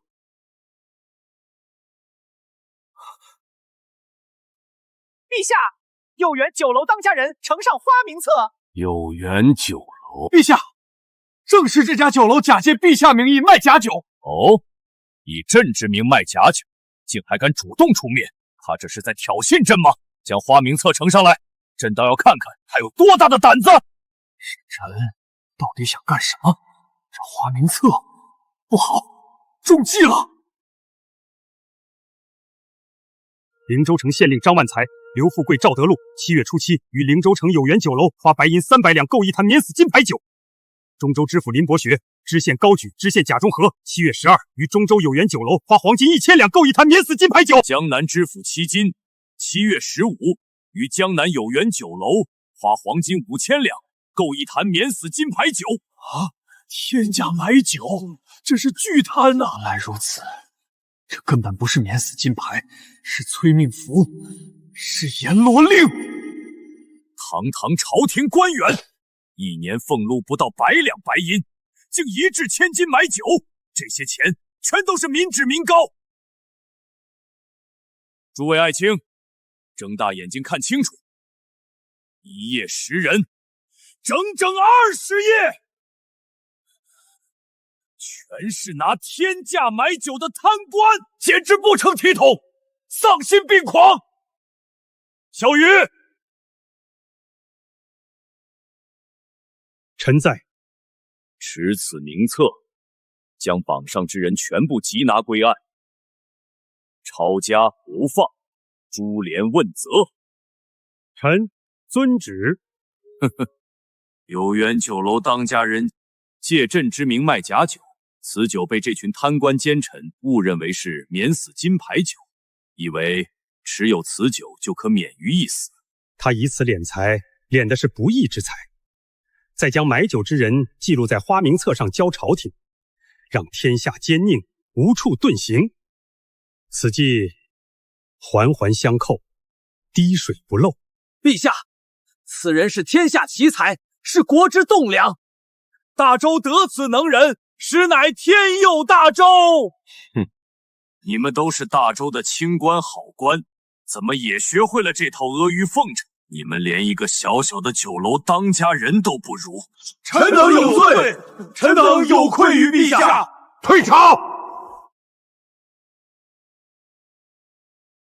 哦，免死金牌成了催命符，好计，真是好计。主子，要不要查清有缘酒楼沈晨的底细？不必，此子绝非寻常人物，现在不可打草惊蛇。是，现在最关键的是那些被抄家流放的罪臣家眷，你立刻带人前往各地暗中接济他们。这些人满腹怨恨，只要利用得当，就是一支复仇的死士。属下遵命。老大，花名册已经上交朝廷。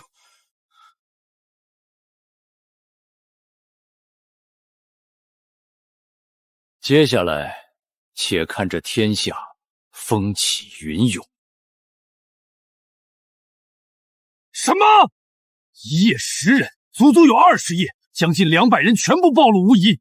这免死金牌非但免不了一死，反而成了夺命符，这怎么可能？原来如此，陆清巡查灵州城，分明就是在演戏，演一场能将所有人都糊弄在鼓里的戏。可这沈晨，凭什么能让陆清配合他演这场戏啊？难道他背后之人真是那位？并非那位，此计或是陛下在背后主导。你确定？我在朝堂上刚提起沈晨借皇上之名卖假酒，陛下立刻顺水推舟。当花名册出现后，皇上在朝堂上便高赞沈晨，表面上是借皇上之名卖假酒，实则是引蛇出洞，让一众贪官奸臣无处遁作。如此看来，陛下早就知道圈套。不错，那沈晨是皇帝的人。父亲，名册里有不少是我们的人，现在怎么办？一群废物，贪生怕死，自寻死路。找机会，全部封口。是。矿盐，爷爷，出什么事了？市面上突然涌出大批精致矿盐，无毒无害，1斗只要5文钱。5文钱且无毒无害，这怎么可能？售卖矿盐的商贩，商号为沈商矿盐。沈商？除了沈晨，还能有谁？怎么又是他？这个沈晨绝对是陛下的棋子。先是征米赈灾，接着除尽贪官奸臣，现在又断盐吏，这是要对我们勋贵世家斩尽杀绝。还不可定论，沈晨未必是皇帝的人，他们更像互相利用。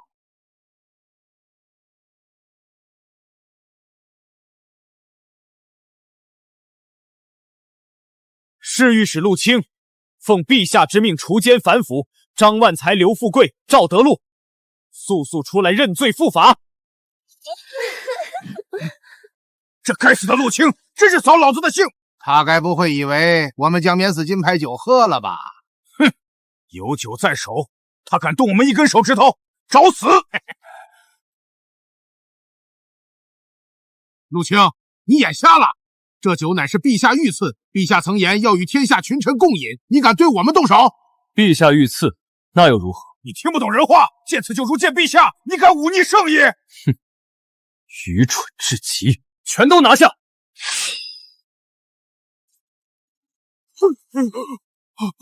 陆清，你敢见此酒如见陛下？你这是忤逆陛下，诛九族的大罪！你若现在撤兵，我们可以放你一马，饶你不死。死到临头还在痴心妄想，本官让你们死个明白！这所谓的免死金牌酒，根本就是陛下设下的圈套。此计名为请君入瓮，瓮中捉鳖。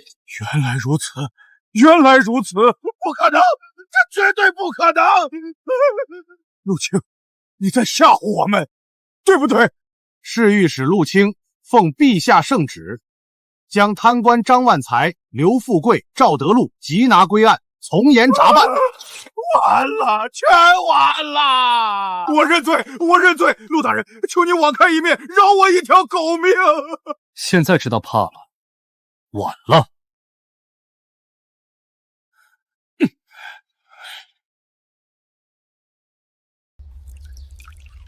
有这免死金牌酒在手，整个中州，你我3人尽可横着走。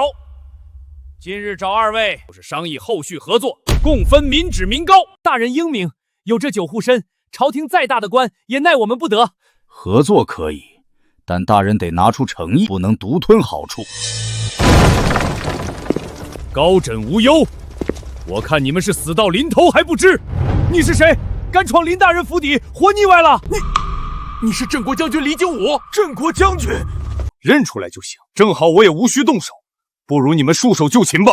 你这是何意？我奉陛下之命，前来将你们3人缉拿归案，你们说我是何意？镇国大将军，你可知这是何物？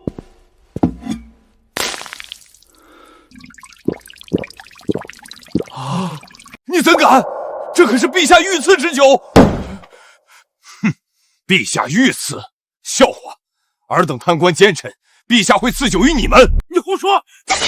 这酒确实是御赐，你敢传陛下的酒，就是忤逆圣意。陛下设下此计，就是要引你们这些贪官上钩，你们竟还痴心妄想靠酒保命！来人，将这3个贪官拿下，查封府邸，抄家流放。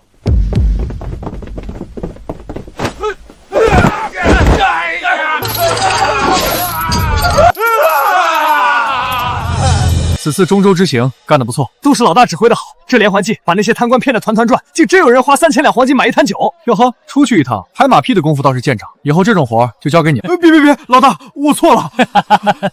小老弟，你这进步也就只剩拍马屁了。本将军奉陛下之命，除奸反腐，这些贪官鱼肉百姓，今日尽数伏法，还大周境内一个清明。好，终于把这些贪官抓起来了，大快人心。老大，就是他们，这3人以黄金1000两购酒，竞拍最高价达到了3000两黄金。哦，那岂不是掏空了他们的家底？不错。老大，这人好眼熟啊，这不是李老哥吗？完了，沈晨这小子怎么会在这儿？要是让他看出破绽，可就麻烦了。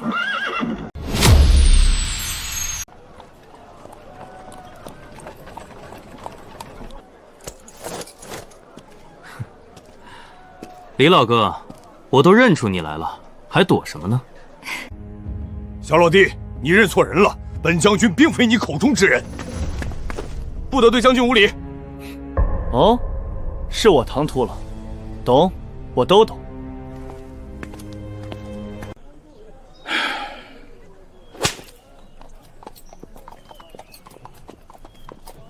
老大，难道是我们认错人了？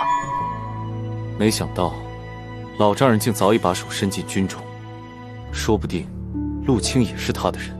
难怪陆青当初那么痛快就配合演戏，原来是这么回事儿。话是这么说，但我总觉得事情没这么简单。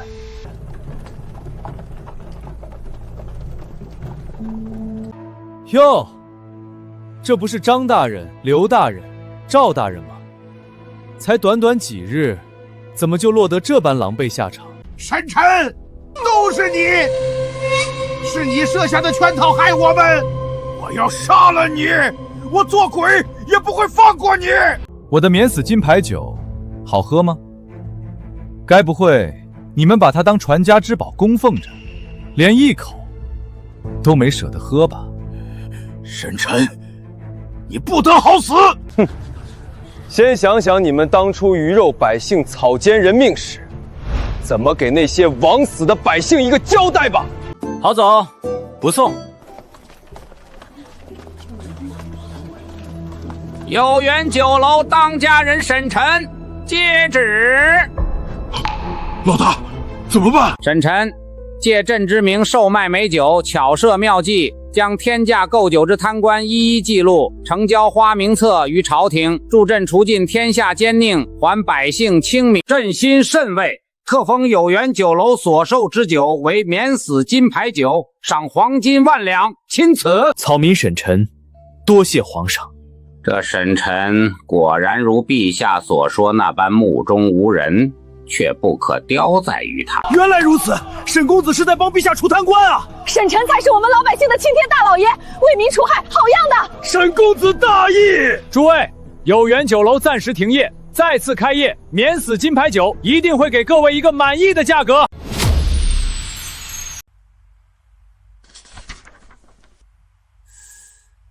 这沈晨好手段，当真好手段！他竟先下手为强，以沈商矿盐为商号，在江南大肆售卖矿盐，抢尽先机。沈商矿盐先一步打响名堂，即便父皇日后将矿盐收归官府售卖，百姓也只会记在沈晨名下。沈晨这神来之笔，父皇这一局您又失算了。这沈晨当真是百年难遇的奇才，连陛下都难以拿捏。母后有所不知，父皇栽在沈晨手里可不是1次2次，足足3次呢。哦，竟有此事，说来听听。你们母女俩当着朕的面就这么议论朕，眼里还有朕这个皇帝吗？陛下再又如何？一次两次是运气，3次皆输，便是陛下在算计上确实不及沈晨。朕不如他，罢了罢了，算计上朕确实输他几分，但论人品，他远不及朕。哦，陛下这话可有依据？那沈晨小子一见到西月就动手动脚纠缠不休，嘴里整日念叨着要明媒正娶，非西月不娶，活脱脱一个无赖。没错，母后，他就是个登徒子，整日对我纠缠不清。朕看这小子就是欠收拾。更过分的是，前儿曾提醒他，西月已有婚约在身，你们猜他怎么说？难不成他要抢婚？抢婚？你还是小看他了。他竟敢当着朕这个大周皇帝的面说，这天下迟早是他的，一纸婚约在他眼里不过是废纸一张。还真如西月所说，这沈晨满脑子都是造反的念头。若非朕隐藏身份，潜伏在他身旁暗中观察，这大周天下怕是真要被他掀翻。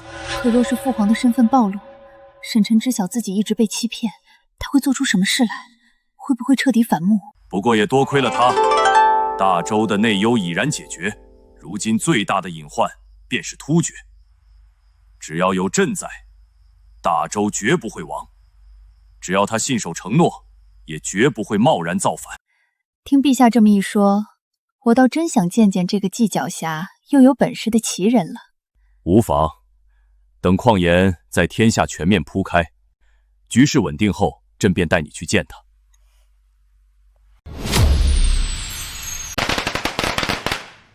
走过路过不要错过，沈商矿岩今日正式开业，首日特价1斗仅需3文钱。矿盐都是有毒的，你们竟敢拿来售卖牟利，就不怕害死人？对啊，矿盐又苦又毒。诸位乡亲，大家先别着急质疑，且看一看我这矿盐是不是和你们以往见过的矿盐完全不同。这盐晶莹剔透，一点杂质都没有，这真的是矿盐。不错，这就是矿盐，而且是无毒无害，可以放心食用的精致矿盐。我听说这几日江南地区也有一家沈商矿盐，1斗卖5文钱，难道……我便是沈商矿盐的当家人沈晨，江南的沈商矿盐也是我的产业。原来是沈公子，沈家矿盐的名声，我在江南的亲戚也提起过，说盐好又便宜。各位乡亲，口说无凭，大家可以先尝一尝。若是吃了我们的矿盐，有任何身体不适，我们全额赔偿，还当面赔礼道歉。我来，我替大伙试毒。若是真有毒，我第一个找你们说理。这盐漱口即化，既毫无苦涩感。真的假的？我也试试。哇！沈商矿盐今日开业特惠，1斗仅需3文钱，数量有限，先到先得。有缘酒楼今日重新开业，免死金牌酒今日特惠，1坛仅需10两银子。有缘酒楼终于开了，我早就尝上这除尽贪官的免死金牌酒了。这酒可是名扬天下，以前黄金1000两都买不到，现在10两就能尝一尝，太值了。诸位乡亲，想必大家都知道，这免死金牌酒曾是贪官们争抢的宝贝，最高拍出过黄金3000两1坛的天价。今日重新开业，不为牟利，只为让各位乡亲都能尝一尝这除贪美酒，1坛只要10两银子。我要1坛，给我来1坛！我全都要。明明说好要平乱世统天下，怎么走着走着就莫名其妙沉迷于挣大钱了呢？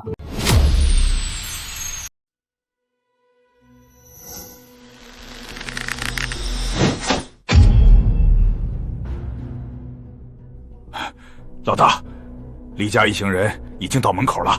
来得正好，省得我去请。好剑法，这把弓可否让我看一看？你呀，夸我剑法好，实则是惦记我的弓。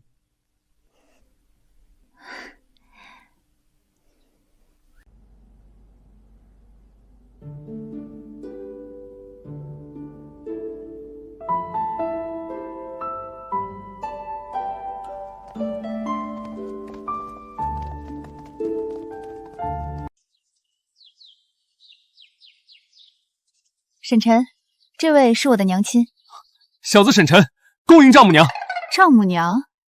你这孩子倒真是如西月所说，厚颜无耻，一点都不生疏。小子，我说了，我女儿西月绝不会嫁给你这个山匪。伯父说的是，山匪这个身份确实配不上西月。你小子怎么突然认怂了？不对劲，你肯定又在打什么坏主意。哈哈哈哈！知我者，老丈人也。岳父大人，请稍后。严武，将图纸拿来。是。这第一份就是西月手中那把复合弓的图纸，此弓力道惊人，可轻松破开大周最强甲胄。如此精密的构造，真是巧夺天工。若是我大周骑兵人人都配有此弓，定能所向披靡，无人能挡。这第二份是一身精致甲胄的图纸，此甲坚硬无比，可抵御大周所有最强兵刃。这甲胄与我此前见过的竟有很大不同，做工更精细，材质也更出众。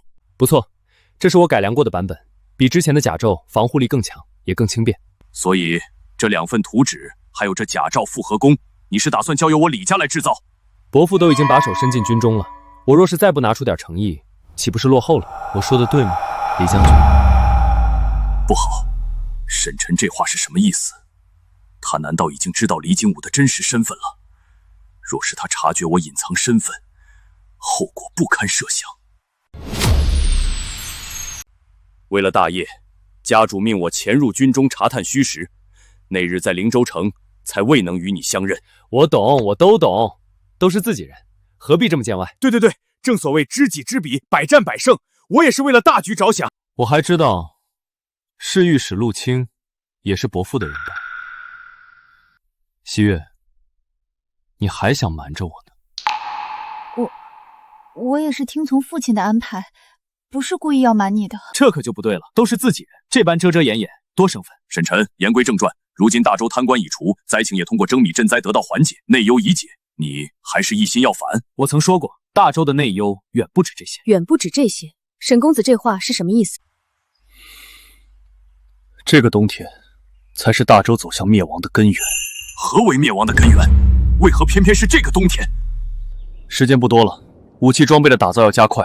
为了大业，还请伯父全力以赴。大摆宴席，恭迎伯母。是。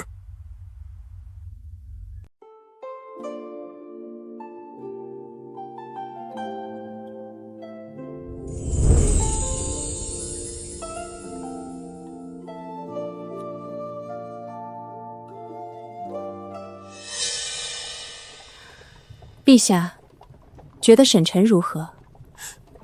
皇后突然问这个，是何用意？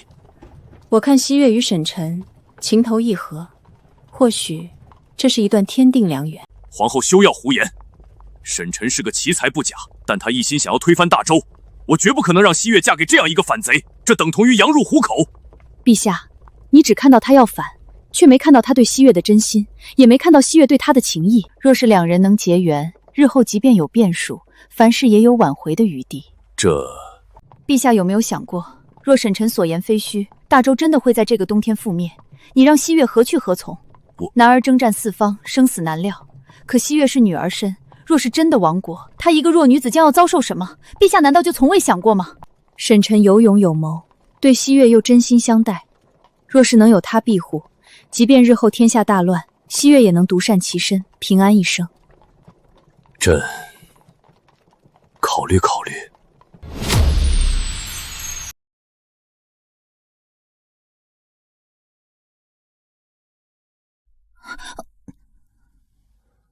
精心瞄准，手臂稳住，不要慌。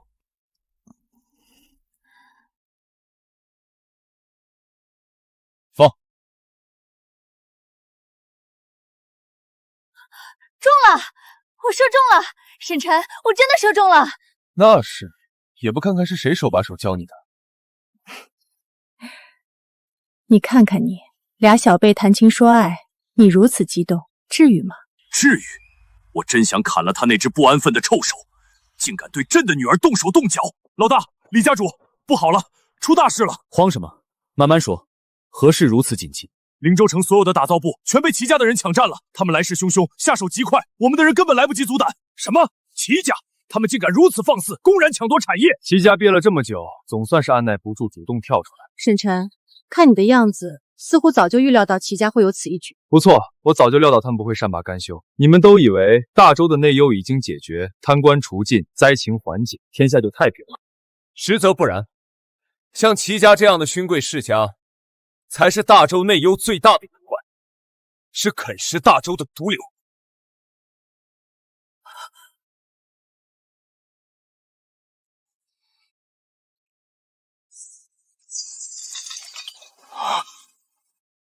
欺人太甚！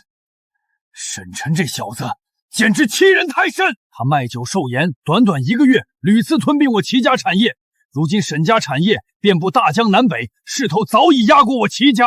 父亲，不如我们联合其他勋贵世家，从商路、货源全方位打压沈晨，绝不能让他再嚣张下去。晚了，一切都晚了。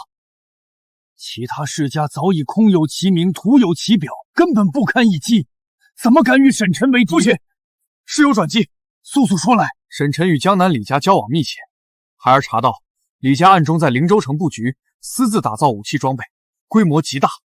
私自打造武器装备，好一个沈晨！他这是铁了心要谋反啊！父亲，沈晨贪得无厌，我们不如趁机下手，将他的打造产业全部占为己有。到时候偷天换日，用他的产业、他的图纸打造武器，即便被朝廷查处，我们也能金蝉脱壳，将谋逆的死罪全推到沈晨手上。好计策，好计策！此计天衣无缝，既能除掉沈晨，又能壮大我齐家，妙啊！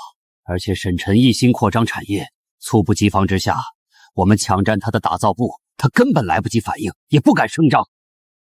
齐望、齐远、齐恒，你们3人立刻召集齐家所有人手，连夜赶往灵州城，务必将沈晨所有的打造产业全部拿下，一个不留。是。你的意思是，齐家也存有反心？不错，而且不止齐家，整个大周的勋贵世家，个个都藏着反意，只是在暗中蛰伏罢了。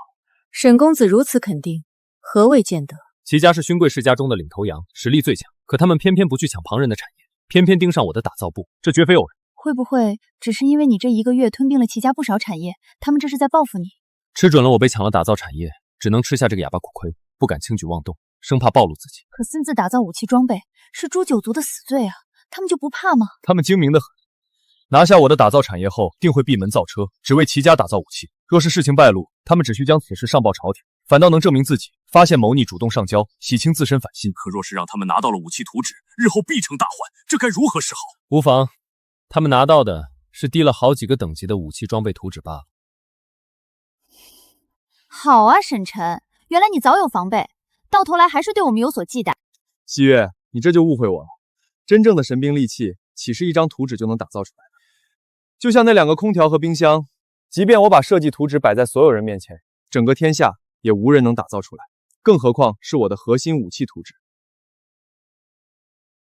齐家的事就由我来处理，这天下还没人有资格占我沈晨的便宜。小雨、李景武，你们说说，齐家抢占沈晨打造产业，反意已露，朕该如何处置他们？臣认为当机立断，直接以私夺产业、意图谋逆为由，出兵铲除齐家，永绝后患。不可，陛下，万万不可！哦，为何不可？齐家势力庞大，且与其他勋贵世家似有往来，若是直接铲除齐家，必定打草惊蛇，其他勋贵世家定会立刻警觉，暗中勾结，到时候反而难以掌控。可沈晨说的对，这些勋贵世家是大周内忧最大的毒瘤，一日不除，朕便一日难以心安啊！臣有一计，若是能借用沈晨之手灭掉齐家，可谓一举多得。哦，详细说来。沈晨的酒业、盐业早已抢占各大世家的收益，世家对他早已恨之入骨。我们只需下旨将沈商矿盐列为官用，全面推行，让各大勋贵世家彻底失去盐业这块肥肉。这样一来，既让沈晨浮出水面，直面所有勋贵世家，压制他的发展，又能借他的手除掉齐家这个大隐患，同时权衡其他勋贵，坐收渔利。好计策，真是好计策，就按你说的办。小雨，你立刻拟旨，推行沈商矿盐为公用，越快越好。臣遵旨。老大，大事不好！大周朝廷下旨，将沈家矿盐列为官用，各大虚贵世家已经联合起来，要对我们的产业全力打压。哦，朝廷倒是打得一手好算盘，这是明着要把我拉下水，借世家的手来制衡我。老大，事到如今，不如我们先退让一步，收缩产业，暂避锋芒，再做长远打算。退让？我沈晨的字典里就没有退让这2个字。他们既然想死，那我就成全他们。在登上皇位之前，我不妨先做这天下第一大财主。严武、严厉，属下在，老大有何吩咐？立刻传我命令，与各地酒楼、酒馆、饭馆让利合作，将火锅全面推广，将改良后的织布机低价贱卖，敞开供应，把丝绸布料的价格打到底，让世家们的布庄彻底无利可谈。将杂交水稻、高产土豆的种子上交朝廷，推动全国种植，把粮食价格压下去，断了世家们囤积粮食、谋取暴利的路子。是，属下遵令，立刻去办。敢跟我斗，我就直接掀桌，看谁先扛死罪。这个沈晨简直是欺人太甚，根本不把我们放在眼里，这是要赶尽杀绝啊！现如今，酒业、盐械被他垄断，就连丝绸、粮食产业也被他步步紧逼。我们手里的产业全成了摆设，谁能想到，我们竟会落得这般境地？他靠着免死金牌酒收割了贪官的家产，财力雄厚的无法计算，我们根本玩不过他呀！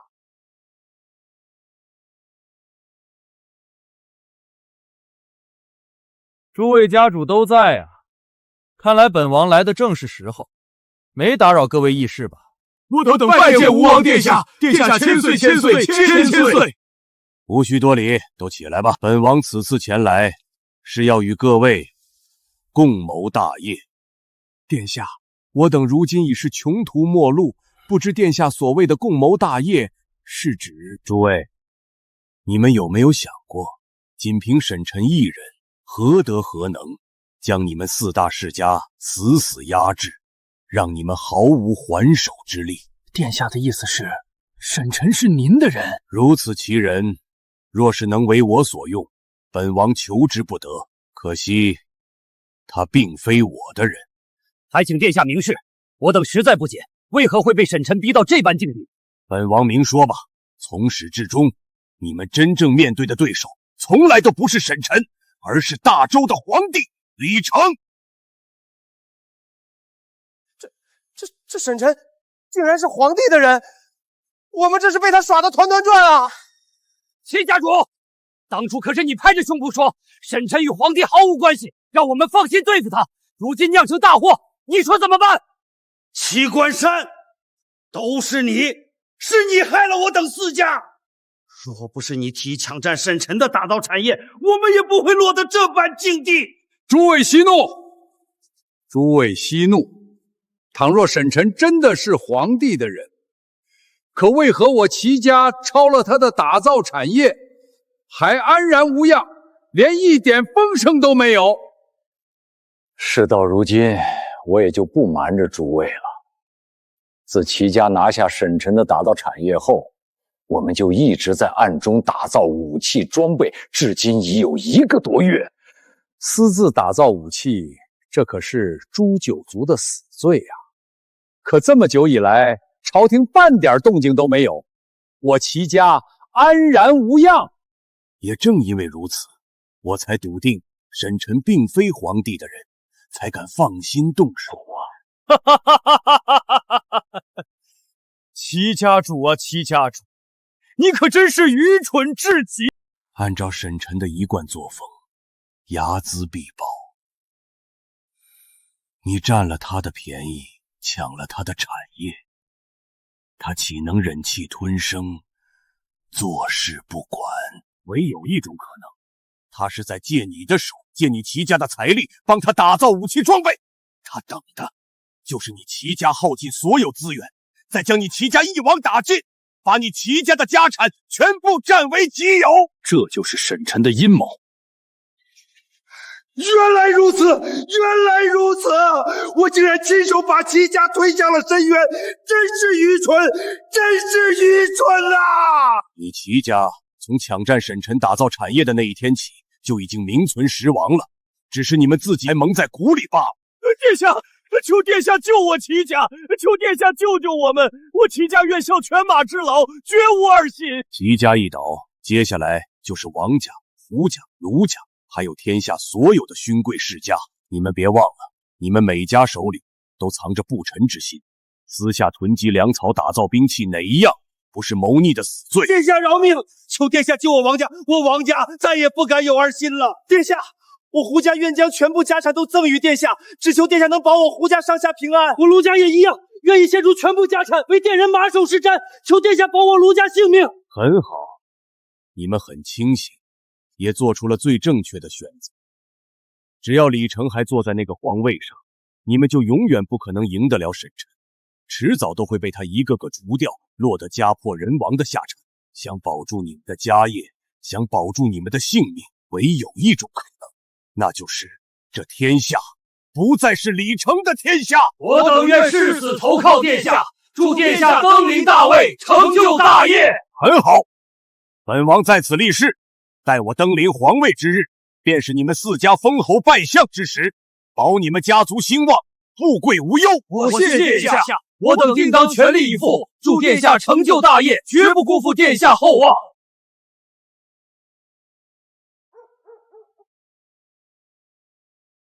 主子，突厥那边回信了。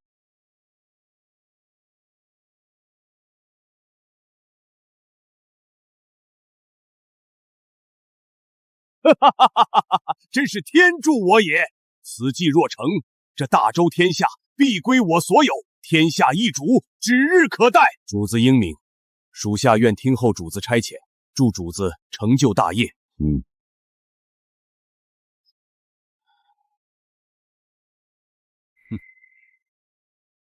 废物，全都是废物！短短几日，突厥竟连破我漠北边境4城，烧杀抢掠。你们这群酒囊饭袋，竟无一人能想出退敌之策。陛下息怒，突厥向来只是在漠北边境骚扰，多为临时起义。可此次他们发动奇袭，动作果断，目标明确，绝非偶然。臣认为必定有内贼与突厥勾结，里应外合。那就查，给朕彻查到底，掘地3尺，也要将这个内贼查出来，以儆效尤。陛下，不好了，突厥使臣已到殿外，请求面见陛下。选，让他们进来。大周皇帝，本皇子乃突厥王子阿史那比索，此番前来只为与你们谈和。谈和？突厥铁骑塔我边境，屠我4城，害我大周百姓，如今还敢来谈和？绝无可能！大周皇帝何必动怒？本皇子只是将谈和的条件告知于你，至于答不答应，与本皇子无关，全看你识不识时务。哼，朕倒要听听你们有什么痴心妄想的条件。很简单，第一，大周需将漠北境内13座城池全部割让给我突厥；第二，需选一名大周公主送至突厥和亲，联姻结盟。绝不可能！朕宁可与突厥决一死战，也绝不会割城送公主和亲，受此奇耻大辱。哼哼，本公子已经将条件传达完毕，你答不答应，后果自负。区区突厥竟敢如此嚣张，不将朕，不将我大周放在眼里，还敢提出如此苛刻的条件，要朕割城和亲。朕自登基以来，还从未受过这种窝囊气。尔等速速献计，朕要亲率大军，将这突厥贼子千刀万剐，踏平他们的老巢。陛下息怒，如今我大周刚除尽贪官奸臣，各地赈灾初见成效，百姓得以休养生息，国力尚未完全恢复。先割城和亲，虽是妥协，却也是养精蓄锐、暂避锋芒的关键啊！陛下，忍一时风平浪静，待国力强盛，再北伐突厥，必能一雪前耻。废物，全都是废物！朕养你们这群大臣，就是让你们劝朕妥协受辱的吗？朕要你们有何用？退朝！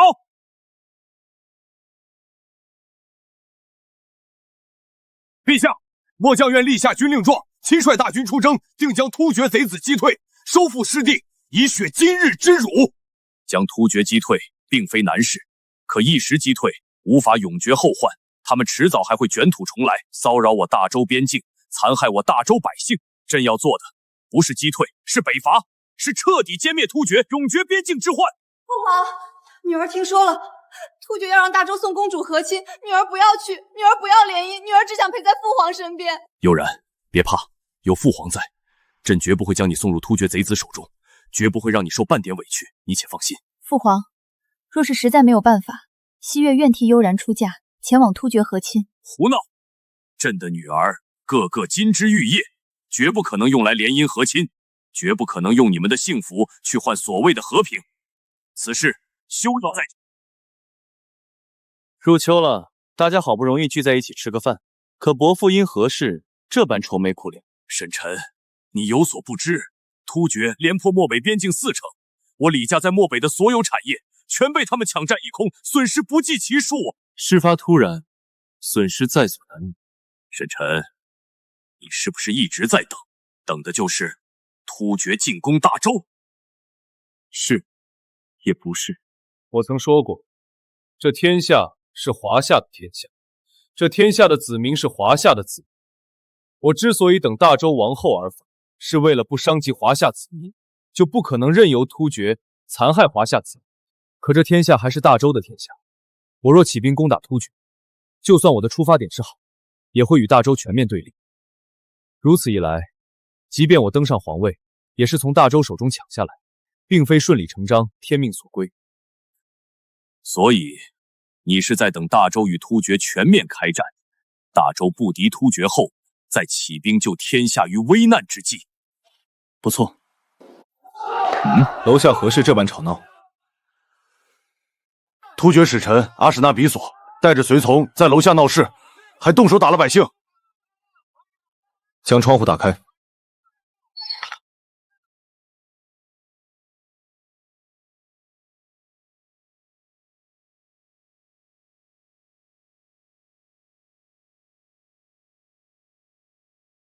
该死的刁民！你们可知，你们的皇上即将把这灵州城割给突厥，就连你们的公主也要送到突厥联姻和亲。这怎么可能？你在胡说！哼！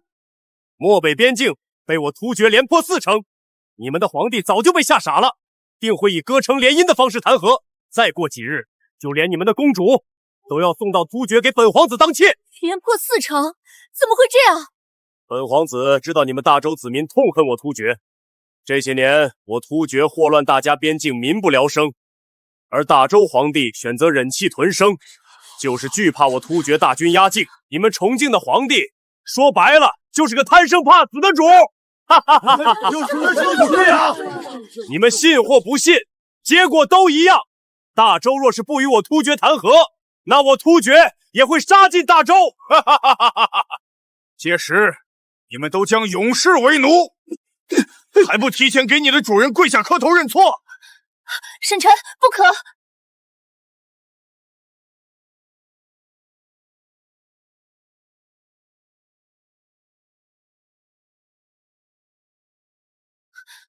沈臣不可！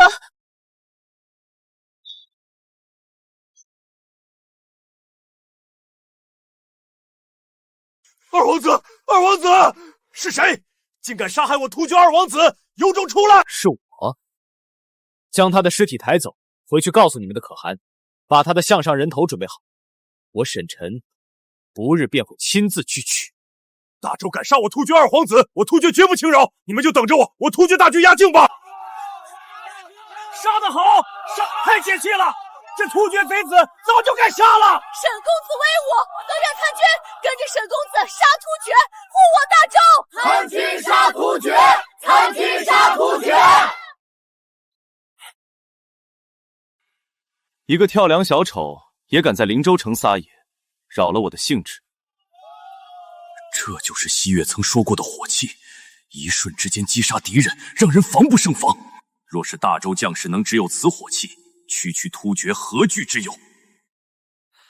问题解决了，吃饭吃饭。沈臣，你怎么能就这么杀了突厥的二皇子？甚至还让随从将他的尸体带回去。一个小小的突厥二皇子，杀了就杀了，有何不妥？你这么做，突厥定会与大周开战。哼，我这是在替大周皇帝做选择。突厥都骑在他脸上拉屎撒尿了，他竟然连个屁都不敢放。我看这大周皇帝就是打算割地联姻谈和。大周绝不可能割地给突厥，也不可能与突厥联姻谈和。伯父，你说了可不算。倘若大周皇帝真能有如此魄力，为何不趁着突厥内乱北伐呢？反而被突厥连破4城。北伐岂是口头上说的简单？纵然突厥内乱，大周难以全胜。若仓卒进军，即便小胜，也没有丝毫意义，只能让突厥可汗引起警觉，远遁漠北。若是联合薛延夺共伐，突厥可汗何处遁逃？沈臣，你难道不知薛延夺乃突厥属国吗？大周不敢贸然出兵，还有一个原因，便是因为薛延夺日益强大，北伐突厥，薛延夺必定坐山观虎斗，以黄雀身份分一杯羹。若是邀约薛延夺同盟，北伐之时，薛延夺背信弃义，并将消息泄露突厥，让突厥有所防备，想要取胜只会难上加难，甚至大周惨败。你无话可说了吧？还好大周皇帝身边没有你们3人出谋划策，否则只会加快大周衰亡。哼！倘若薛延夺与突厥有仇怨呢？哼！倘若薛延夺与突厥有仇怨呢？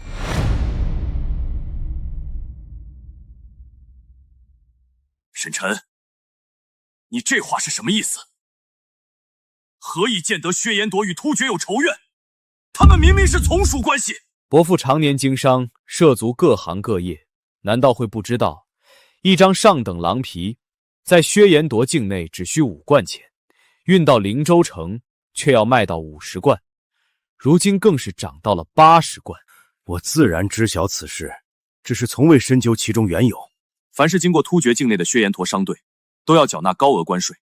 一张50贯的狼皮，突厥就要抽走30贯，相当于薛延陀百姓辛苦狩猎，大半收益都被突厥抢走。不止如此，灵州城的茶叶1斤只需3贯，运到突厥境内就涨到10贯，而突厥转手卖给薛延陀，竟要卖到20贯。薛延陀常年被突厥肆意剥削，层层加价，百姓苦不堪言。这便是导致突厥内乱的间接原因。毛皮、茶叶尚且如此，其他物资更是被突厥压榨，薛延陀百姓日积月累的怨气，能不与突厥结下深仇大恨？若大周与薛延陀达成联盟，共伐突厥，绝对有90%胜算。就算如此，大周北伐也必然惨败，动摇根基的惨败。不可能，这绝对不可能！为何不可能？只要大周与薛延陀达成联盟，南北夹击，突厥必定无处遁逃，何来惨败？倘若北伐之时，漠北大寒呢？漠北大寒？漠北入秋下雪，狼皮产量大涨，价格却也跟着骤涨。只有一个种可能，那便是大寒将至。入秋下雪死牛羊，漠北的狼猎杀牛羊过冬，薛延夺更吃不饱，只能抢。突厥被抢肯定忍不了，你抢我，我抢你，狗咬狗。大寒将至，大周又欲北伐，突厥内乱又与薛延陀纷争不断，种种原因结合起来，才导致狼皮价格暴涨。我之所以说大周北伐惨败，最大原因便是大周皇帝优柔寡断，定会延误北伐良机。一旦漠北大寒，北伐将毫无胜算，大周惨败已成定局。即便现如今大周内忧已得以缓解，但只要北伐惨败，大周必定灭亡。大周惨败后，突厥势必与薛延陀联合，全力进攻大周。不错，没有永远的朋友，也没有永远的敌人。伯父，你看看，你又把话题引到这上面来，结果呢？我长篇大论，你又不开心了。伯父，你看看，你又把话题引到这上面来，结果呢？我长篇大论，你又不开心了。朕决定了，要御驾亲征，北伐突厥。陛下三思。陛下，万万不可！漠北大寒将至，北伐凶险万分。您乃九五之尊，岂能亲涉险境？陛下，北伐一事事关重大，需从长计议，遴选良将，筹备粮草，万万不可仓促决定啊！朕意已决，无需多言。突厥欺我大周太甚，杀我百姓，占我城池，朕岂能坐视不管？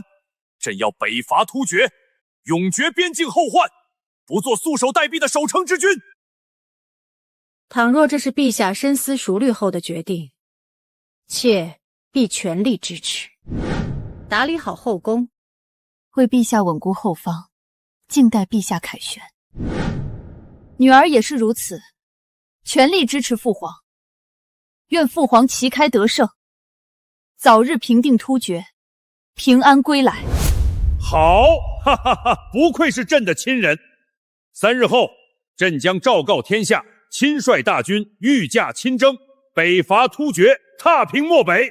臣遵旨，祝陛下北伐万死不辞。沈臣，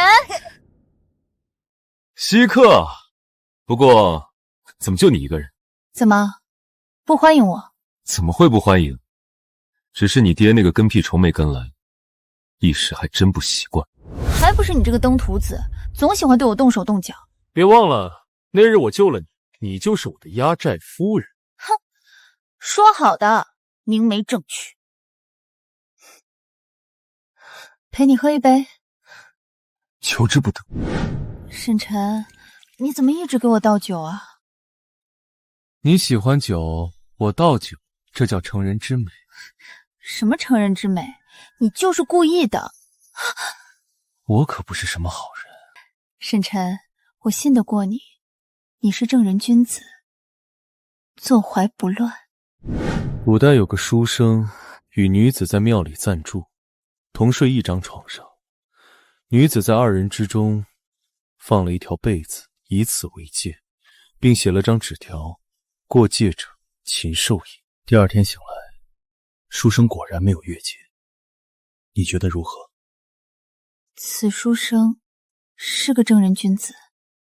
错，此乃禽兽不如也。原来你在这儿等着我呢。今夜我就要做一回禽兽。今夜我就要做一回禽兽。胡闹，简直是胡闹！一夜未归，孤男寡女共处一室，成何体统？陛下息怒，西月与沈臣情投意合，并非一时冲动。沈臣为人正直，重情重义，定会好好待西月，何不成全他们这段良缘？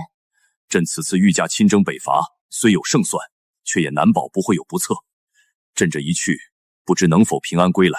西月的终身大事，朕不能再拖延。陛下北伐定能成功。朕也知道沈臣是个可靠之人，既然他与西月情投意合，朕便成全他们。陛下想通了，定能一切顺利。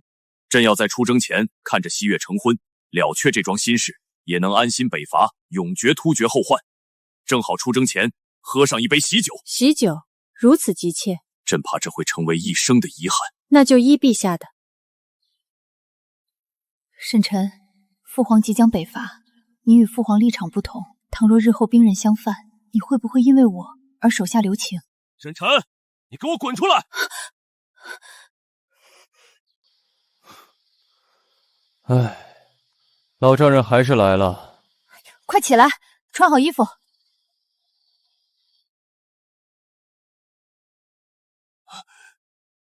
沈臣，昨晚你们2个……伯父，我与西月已有夫妻之实，还请伯父将西月嫁给我。你们！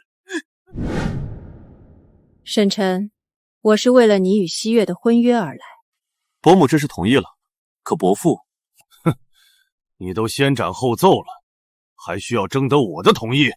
爹，你这说的什么话？你与西月情投意合，成全良缘。我答应过西月，要对西月明媒正娶。我选个好日子，就向李家提亲。提亲就不用了，你们明日便成婚吧。明日？父皇这是想在出征前喝上我和沈晨的喜酒，这会不会太唐突了？从简即可，我只希望我女儿过得好，过得幸福。那就依伯父伯母所说，明日便成婚。那就依伯父伯母所说，明日便成婚。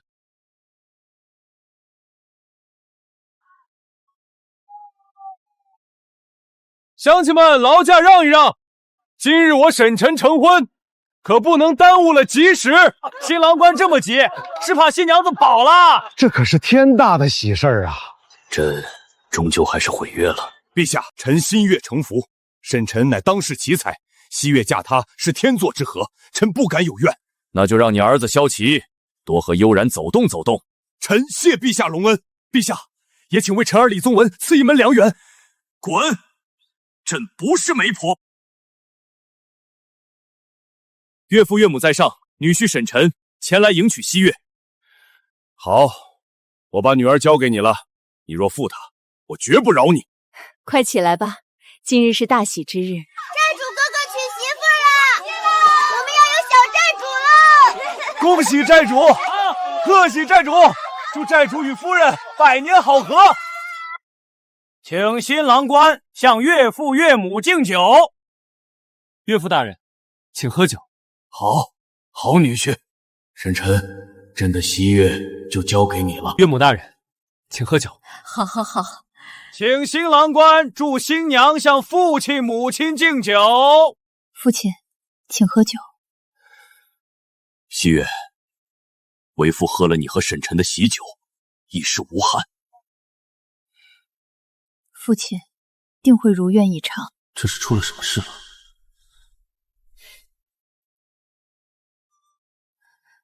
母亲，请喝酒。乖女儿，乖女儿。一拜天地，二拜高堂，夫妻对拜。夫君，今后无论发生什么，万事以和为贵。好，我都听娘子的。好，我都听娘子的。突厥罪责有三：其一，背弃盟约，屡犯我大周疆土，杀我军民；其二，攻破漠北4城，屠戮无辜，血流成河；其三，辱我邀月公主，至今下落不明，欺君罔上，罪无可赦。朕今日御驾亲征，北伐突厥，不灭突厥，誓不还朝。吾皇威武，北伐必胜。老大，大周皇帝突然发布北伐檄文，昭告天下，御驾亲征突厥。御驾亲征，没想到这位守成皇帝竟也有如此魄力。夫君，你看此战胜算几何？若能赶在漠北大汗之前与薛延夺合兵夹击，本可大胜。只可惜时机不对，薛延夺与突厥尚未彻底反目，随时可能临阵倒戈。千万不要出事！演武严厉，点其精锐，悄悄随军北上。若大周皇帝胜，我便助他扫平余孽；若他战死，我便替他复仇，接替他北伐突厥，就此执掌天下。遵命。刚成婚便要别离，是我委屈你了。夫君以天下为重，我在家中等你平安归来。等我。好，很好。李成竟敢御驾亲征，那本王就让他有去无回。殿下洪福齐天，这是天赐良机，大业可成。恭贺吴王殿下，大业将成。传令下去，集结所有私兵，悄悄尾随北伐军，待时机一到，与突厥薛延陀三面合围，把李成和他的大军一网打尽。遵令。陛下，大喜！薛延陀首领已答应结盟，愿与我军共伐突厥。好，天助我大周！此番南北夹击，定叫突厥可汗插翅难飞。此战必胜！突厥乌合之众不堪一击，将士们乘胜追击！陛下，有了沈臣的复合弓和精甲，我军所向披靡，突厥刀枪难入我军分毫。此等装备，我大周铁骑可横扫漠北。陛下威武！陛下威武！陛下威武！陛下，大事不好！我军后方出现3万大军，来路不明。3万之众，何处来的军队？定是沈臣那小子，嘴上仁义道德，背地里阴险狡诈，果然要落井下石。护驾，快护住陛下！薛延陀，你们竟敢背信弃义！大周皇帝，你太天真了！今日就是你的葬身之地，这可是我等为你布下的天罗地网。原来如此，你假意与我大周结盟，实则暗中与突厥里应外合。不止如此，还有本王李福，后方兵马是你部署的。皇兄现在才明白，太晚了。你身为大周王爷，竟敢勾结异族，叛国弑君！勾结？我这是顺天应人。皇兄，放下武器投降，我可留你全尸。废话少说，3军合围，将他们全部斩杀！全军结阵，向外突围，保护陛下向西撤离。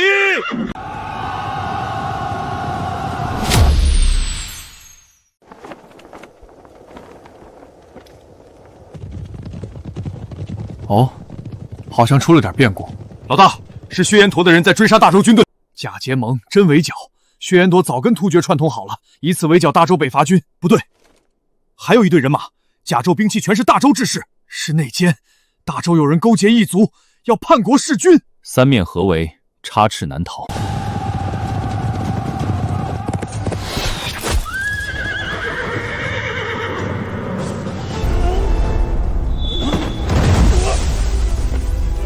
陛下，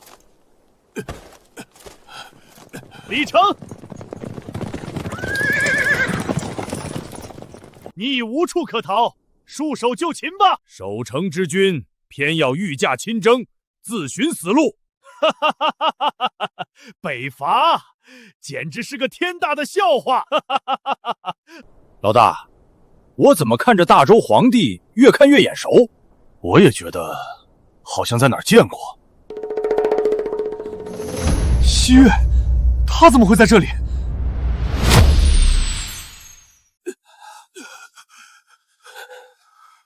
此番北伐是朕失算了。陛下，一定还有转机，不能就此放弃啊！末将拼死护陛下突围，杀开一条血路。突围，痴心妄想！你们今天全都得死在这儿！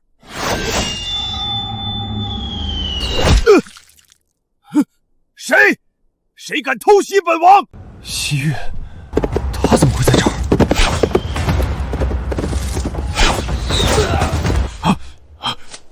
老大，真是大嫂！老大，现在怎么办？全军听令，随我杀过去！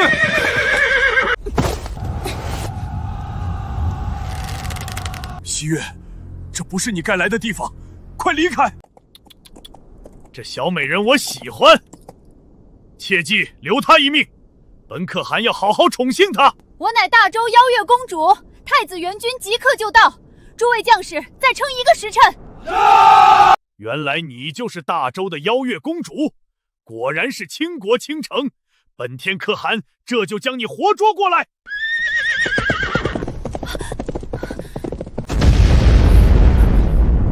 怎么回事？这是什么声音？后方来人了！大周的援军竟来得如此之快，这绝对不可能！到底是谁？管他的！这小美人儿，本天可汗要定了！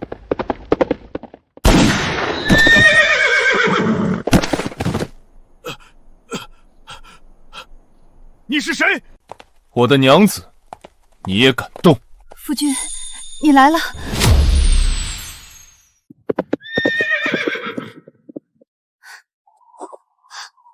陛下，我们有救了！有沈晨在，足以扭转局势。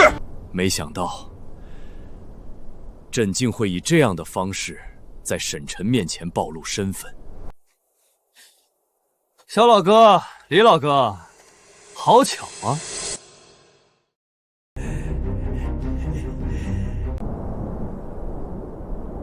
我是该称呼你为伯父，还是岳父？亦或者是大周皇帝？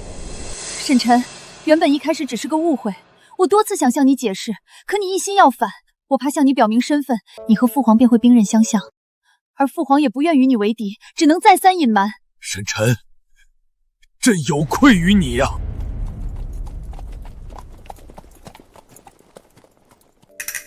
呵呵，原来你就是沈晨。正是。既然你我目标一致，不如联手，平分天下。平分天下，你还不够格。那若本王将大周皇室满门抄斩，够不够格？杀尽大周皇室，确实是个好计策。可惜你失算了。本王失算了？何来这一说法？因为大周皇室也包括我。你这是何意？他是朕的女婿，大周驸马。女婿？没办法，我稀里糊涂就成了大周的驸马爷。原来如此，不过也好，那本王就将你们一网打尽，这大周江山唾手可得。全军听令，杀！一个不留！杀！杀！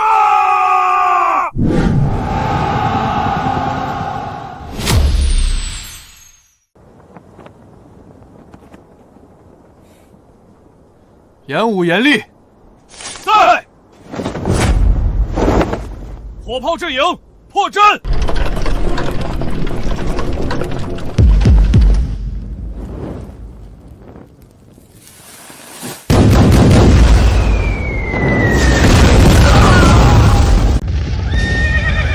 这是何物？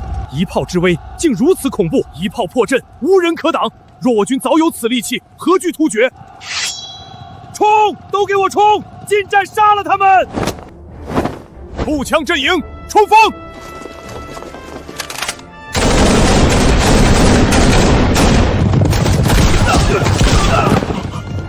这又是何物？你们使的是什么妖术？原来这才是沈晨一直藏着的大杀器。我终于明白夫君曾说过的降维打击是何意了。降维打击，好一个降维打击！瞬息之间扭转局势，我也不如沈晨啊！不好，快撤！快撤！全军后撤！全军后撤！所有人都给本王冲过去，不能撤！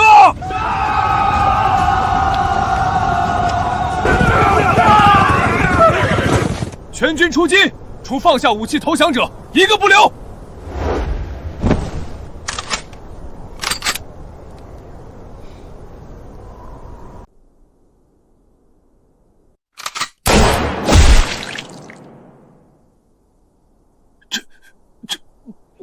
不可能！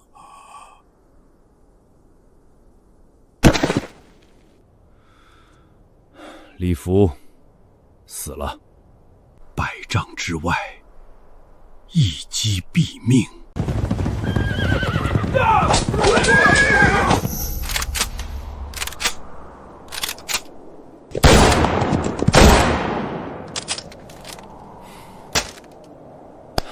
搞定，收工。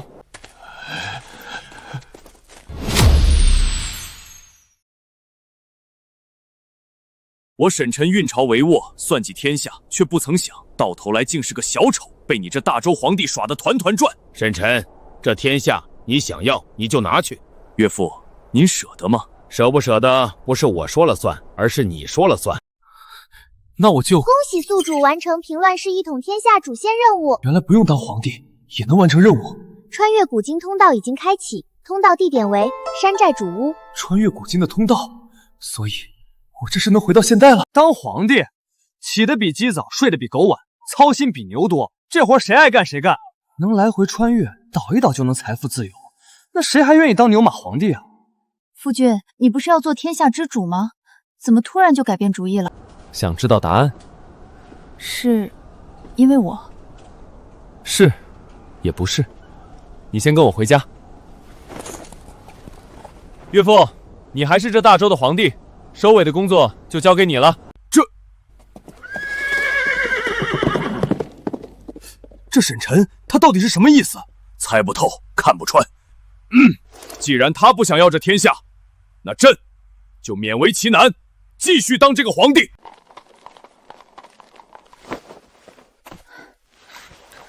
沈晨，我们一路急奔，所谓何事啊？闭上眼睛，我给你一个惊喜。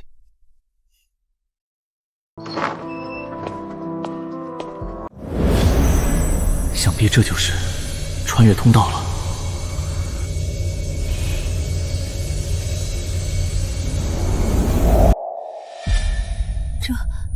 这是哪里？这就是我那遥远的故乡。